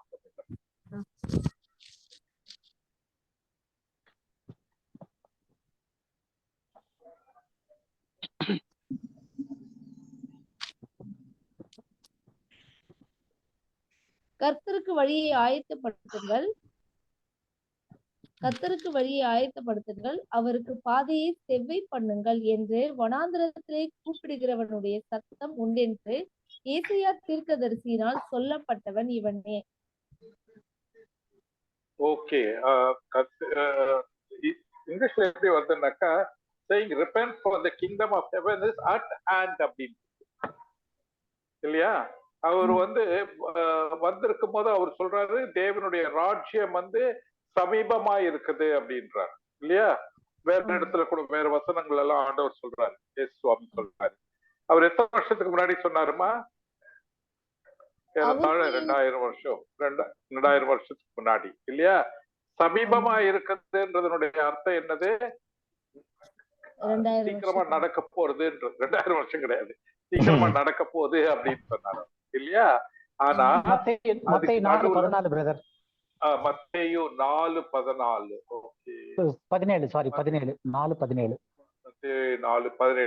இது முதல் இயேசு மனம் திரும்புங்கள், பரலோக ராஜ்யம் சமீபித்திருக்கிறது என்று சமீபத்திருக்கிறது. அதுதான் இங்கிலீஷ்ல kingdom of heaven is at hand அப்படின்னு கையருகே வந்துருச்சு, கையருகே வந்துருச்சு, சமீபமா இருக்குதுன்ட்டு. இது வந்து கொஞ்சம் டீப் ஸ்டடி.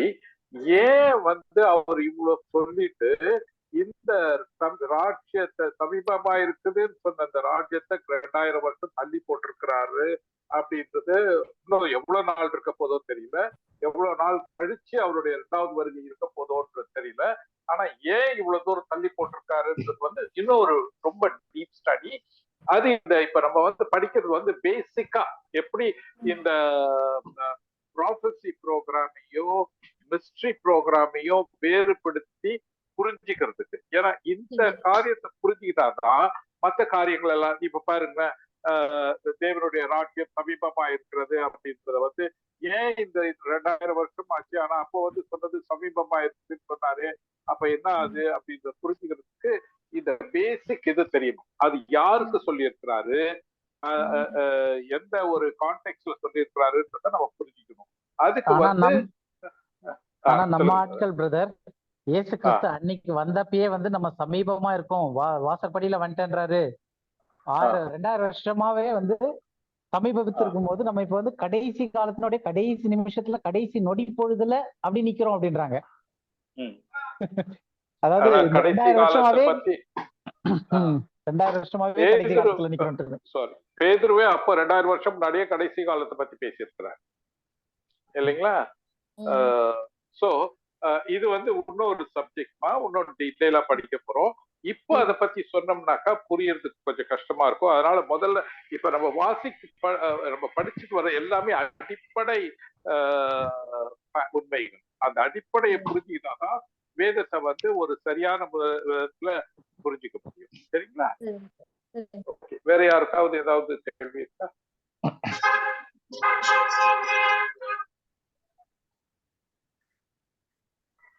ஜெசிந்தா, சொல்லு கார்த்திகேயன். சார், அக்கிரமங்களினாலும் பாவங்களினாலும் மரித்தவர்களா இருந்த உங்களை உயிர்ப்பித்தார் அப்படின்னு இருக்குல்ல, இப்ப நம்ம ஆவியை உயிர்ப்பிக்கிறாரா இப்ப நீங்க அக்கிரமணங்களாலும் இதுல நீங்க வந்து ஆவியில மறிச்சிருந்தீங்களா, உண்மையிலேயே மறிச்சிருந்தீங்களா? பிசிக்கலா மறிச்சிருந்தீங்களா இல்ல ஆவியில மறிச்சிருந்தீங்களா? இல்ல சார், இப்ப ஆவியில இல்ல சார், ஆவியை உயிர்ப்பிக்கிறார்ல கார்த்திகேயன். இது வந்து அடுத்த இதுக்கான கண்டென்ட் ரெடி பண்ணிக்கிட்டு இருக்கோம். ஆவி ஆத்மா சரீரம்ட்டுன்னு. ஓகேவா? மனுஷன் வந்து முதலாவது ஆவியில மறிச்சிருக்கானா இல்ல ஆத்மால மறிச்சிருக்கானா, அடுத்தது உயிர்ப்பிக்க போறது ஆவியிலன்னா அது எப்படி அப்படின்னு சொல்லிட்டு ஃபுல்லா போட்டுட்டு இருக்கோம். நம்ம இதை இப்ப எடுத்தோம்னு வச்சுக்கலாம் குழம்பு. இதை வந்து பேசிக்கா எடுத்து போனோம். சோ ஆவி ஆத்மா சரீரம்ன்றதே பாதி பேருக்கு என்னென்னு கரெக்டா புரியறது இல்ல. சோ அப்ப அந்த கான்செப்ட் இப்ப நானும் பிரதரும் வந்து இப்ப ரீசெண்டா வந்து அதை ஒர்க் பண்ணிக்கிட்டு இருந்தோம். அது ஒரு பெரிய சப்ஜெக்ட். இதை முடிச்ச பிறகு நம்ம அதை ஆரம்பிப்போம். டெஃபினட்டா இதுக்கு அடுத்து அதுதான் பண்ண போறோம். ஏன்னா எல்லாருக்கும் தெரிஞ்சுக்கணும். ஏன்னா பைபிள்ல ஒரே ஒரு இது என்னன்னா, பைபிள்ல இல்லாத ஒரு விஷயம் என்னன்னா ஆவிக்குரிய மரணம்ன்ற ஒரு காரியம் பைபிள்ல கிடையாது. எல்லாருக்குமே ஒரு ஹோம்ஒர்க் மாதிரி கொடுக்கலாம். நிறைய பைபிள் படிக்கிறவங்க எல்லாம் இருக்கு. ஸோ பைபிள்ல வந்து ஆவிக்குரிய மரணம்னு எங்கேயாவது சொல்லியிருக்கா அப்படின்னு சொல்லி கண்டுபிடிங்க. பைபிள் ஆவிக்குரிய மரணம்னு சொல்ல. ஆனா இன்னைக்கு கிறிஸ்தவம் நம்ம ஆவிக்குரிய மரணத்துல இருந்தோம் அப்படின்னு சொல்லி சொல்லுது. ரைட்டா? சோ அது எப்படி ஆவிக்குரிய மரணம் பைபிள்லயே இல்லாம இவங்க வருது? அப்ப பைபிள்ல சொல்ற மரணம் என்னது அப்படின்றத ஸ்டடி பண்ணுங்க. டைம் இருக்கும் போதெல்லாம் நம்ம இதை வந்து டீட்டெயிலா வந்து இந்த டிவிஷன் ரைட் டிவிஷன் டூல்ஸ் முடிச்சதுக்கு அப்புறம் நம்ம இந்த சப்ஜெக்ட் எடுத்து படிப்போம்.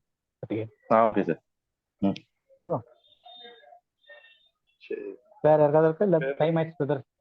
7:50. டவுட் இருந்தா கூட நீங்க குரூப்ல அந்த கொஸ்டின்ஸ் போட்டு விடுங்க. அதாவது இது ரிலவெண்டா இருந்துச்சுன்னா உடனே பார்த்துடலாம். இல்லைனாலும் நான் தனியா மெசேஜ் மாதிரி நம்ம இது பண்ணி போடலாம். இல்லைன்னா இது முடிச்ச பிறகு நம்ம அந்த ஸ்டடியா இருந்துச்சுன்னா பெருசா இருந்துச்சுன்னா நம்ம இது முடிச்ச பிறகு ஸ்டடி பண்ணலாம். ஏதாவது ஆனா இந்த கண்டென்ட் நம்ம இப்போ பார்த்ததுல வந்து நிறைய டவுட்டுகள் வர்றதுக்கு வாய்ப்பு இருக்கு. ஏன்னா இது எல்லாமே வந்து நிறைய விஷயங்கள் வந்து இவ்வளவு காலம் அந்த மெயின்லைன் சர்ச்சஸ் வந்து இதை பிரிச்சே பார்த்தது கிடையாது. எல்லாமே வந்து நமக்கு தான் அப்படின்ற மாதிரி இருக்கனால நம்ம இப்போ வேதத்தை வந்து இன்னும் ஒரு தெளிவான ஒவ்வொரு பச்சை கண்ணாடியா கலட்டி பார்த்துக்கிட்டு இருக்கோம். இப்போ பச்சை கண்ணாடி இன்னைக்கு கழட்டப்பட்ட பச்சை கண்ணாடி உதாரணத்துக்கு என்னன்னா, இழந்து போனதையும் காணாமல் போனதுலயும் இருக்கிறதுல வந்து நம்ம அந்த கேட்டகரியில கிடையாது. நம்ம வந்து மறித்தவர்களா இருந்த கேட்டகரி. நம்ம தேவன் கையில இல்லை, தேவன் அற்றவர்களா இருந்தோம். தேவனே இல்லாதவங்களா காணியாட்சிக்கு புறம்பா இருந்தோன்றது. ஸோ நம்ம பச்சை கண்ணாடி போட்டிருந்தப்ப என்ன யோசனா, காணாமல் போன ஆடு நம்மளதான் தேடி வந்தாருன்னு நம்மளை சேர்த்துக்குவோம். அதுல அடுத்த பச்சை கண்ணாடி என்னன்னா, எழுந்து போனதை தேட வந்தாருன்னா என்னதான் தேட வந்தாருன்னு நினைச்சுப்போம். ஸோ பைபிள்ல வந்து தேவன் அப்ப தேட வந்தப்ப யாரை தேட வந்தாங்களோ அவங்களுக்கு அதை கொடுத்துருவோம். நமக்கு என்ன சொல்லியிருக்காரோ நம்ம அதை எடுத்து நமக்கும் காரியங்கள் இருக்கு. இப்ப இந்த காரியங்கள் வந்து ஒவ்வொரு பச்சை கண்ணாடிகளா நம்ம கழட்டும் போது வேதம் வந்து இன்னும் தெளிவா தேவன் அதை எப்படி கொடுத்தாரோ அப்படி நம்ம புரிஞ்சுக்கிறதுக்கு இது பிரயோஜனமா இருக்கும் இந்த பைபிள் ஸ்டடிங்களெல்லாம். ஜெர்மனி முடிச்சலாம்.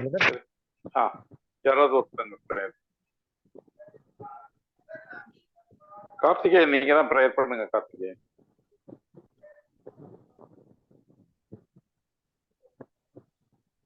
கார்த்திகேயன் வெளியே போயிட்டு இருக்காரு. இல்ல கார்த்திகேயன் யாராவது எங்களை அதிகமாய் நேசித்து வழிநடத்தும் பரலோக பிதாவே, இதோ இந்த நாளுக்காக நன்றி செலுத்துகிற தகப்பனே. கர்த்தர் தாமே ஆண்டவரே எங்களோடு கூட இருந்து எங்களுக்கு ஆண்டவரே பகுத்து அறியக்கூடிய ஞானத்தை கொடுத்ததுக்காக உமக்கு நன்றி ஆண்டவரே. அந்த ஒரு இதுவை எங்களுக்கு தெளிவுபடுத்தினீங்களே, உமக்கு கோடான கோடி நன்றி தகப்பனே. அப்பா ஸ்தோத்திரம் ஆண்டவரே, ஸ்தோத்திரம் அப்பா. அப்பா ஆண்டவரே, இழந்து போன ஆண்டவர் காணாமல் போன இஸ்ரவேலர்கள் யாரு, கிறிஸ்துவின் சபையார் யாருன்றது எங்களுக்கு தெரியும்படியாக நீங்க விலக்கி கொடுத்ததுக்காக நன்றி தகப்பனே. அப்பா ஆண்டவரே, ஒவ்வொரு நாளும் ஆண்டவரே எங்களோடு கூட இருந்து வழி நடத்துங்கப்பா. அப்பா நீங்க தலையா இருக்கீங்க, நாங்க சரீரமா இருக்கோம், அவைகளா இருக்கோம் அப்படின்னும் போது ராஜாக்கு மேலான எங்களுக்கு ஒரு சாக்கியத்தை கொடுத்துருக்கீங்கப்பா. எங்களுக்கு நீங்க ராஜாவா வரல, ஆனா தலையா வந்திருக்கீங்கப்பா. அதுக்காக உங்களுக்கு கோடான கோடி நன்றி தகப்பனே. அப்பா நீங்க எங்களோட தலையா இருந்து எங்களுக்கு வழி நடத்துறீங்க. உங்களுக்குள்ள நாங்க அவைங்களா இருக்கிறோம்ப்பா. அதை நினைக்கும் போது ஆண்டவரே, தகுதியற்ற மரித்து கிடந்த எங்களுக்கு ஆண்டவரே நீங்க உயிர்ப்பிச்சிருக்கீங்க உங்க அவயத்துல ஆண்டவரே. எங்களோட அவயத்துல நீங்க தலையா இருக்கீங்கன்னு போது எங்களுக்கு அவ்வளவு ஒரு சந்தோஷத்தையும் ஆண்டவரே, ரட்சிப்புக்குரிய இந்த பாத்திரத்தை எங்களுக்கு கொடுத்துருக்கீங்களேன்னு போது ரொம்ப சந்தோஷமா இருக்கு ஆண்டவரே. இந்த விளக்கத்தை எங்களுக்கு கொடுத்துருக்கீங்களேன்னு போது ரொம்ப ஆண்டவரே பூரிப்பா இருக்கு ஆண்டவரே. அப்பா இந்த இது ஆண்டவரே ஒவ்வொரு வாரமும் எங்களுக்கு ஆண்டவரே, இந்த வியாக்கியானம் எங்களுக்கு ஆண்டவரே, இந்த வார்த்தை எங்களுக்கு ஒவ்வொரு வாரமும் ஆண்டவரே தொடரும்படியாக ஜெபிக்கிற ஆண்டவரே. ஒவ்வொரு நாளும் ஆண்டவரே விடாதபடிக்கு ஆண்டவரே அப்பா கிளிக் பண்ணாதபடிக்கு நீங்க பாதுகாத்து கொள்ளுங்கப்பா. ஆண்டவரே, இந்த வார்த்தை கொடுக்க வந்திருக்கிற ஆண்டவரே, அண்ணனுக்காக சாருக்காக ஜெபிக்கிற ஆண்டவரே, உங்களுக்கு உடல் சுக பத்திரத்தை நீங்க தரும்படியாக ஜெபிக்கிற ஆண்டவரே. அப்பா சொல்ற ஆண்டவரே, இன்னுமாக இவங்களுக்கு ஆண்டவரே விளக்கத்தக்க வார்த்தைகளை கொடுக்கும்படியாக ஜெபிக்கிற ஆண்டவரே. அப்பா, எல்லா குடும்பங்களையும் இது கருத்துல ஒப்பு கொடுக்குறேன்ப்பா. இந்த கிளாஸ்க்கு வந்திருக்கிற ஒவ்வொரு நபரையும் உங்க கருத்துல ஒப்பு கொடுக்குறேன்ப்பா. ஆண்டவரே, எல்லாரையும் ஆண்டவரே, நீங்க இவ்வளவு நேசிக்கிறீங்களே, உமக்கு கோடான கோடி நன்றி தகப்பன். ஆண்டவரே, நாங்கள் பாரம்பரியத்துல நாங்க இருந்தாலும் ஆண்டவரே, எங்களை தெரிந்து கொண்டீரே, உமக்கு நன்றி தகப்பனே. அப்பா, எல்லா காரியத்தையும் உமது கருத்துல ஒப்பு கொடுக்குறேன்ப்பா. ஆண்டவரே, நீங்க எங்களோடு இருந்து வழிநடத்தும்படியாக ஜெபிக்கிறேன். துதி கன மகிமை எல்லாவற்றையும் என் மீட்பெரும் இரட்சகரும் ஆகிய ஆண்டவராகிய இயேசு கிறிஸ்து நாமத்தால் ஏறெடுக்கிற நல்ல பிதாவே, ஆமென். ஆமென். என் ஆத்துமாவே கர்த்தரை ஸ்தோத்திரி, என் உள்ளமே நாமத்தை ஸ்தோத்திரி. என் ஆத்மாவே கர்த்தரை ஸ்தோத்திரி. கர்த்தர் செய்த சகல உபகாரங்களும் நன்மதே. ஆமென். Praise the Lord. Thank you. Praise the Lord. Praise the Lord. Thank you, Lord. Praise the Lord, Stephen. Praise the Lord. Praise the Lord. Stephen, praise the Lord. Thank you. Praise the Lord. Praise the Lord. Amen.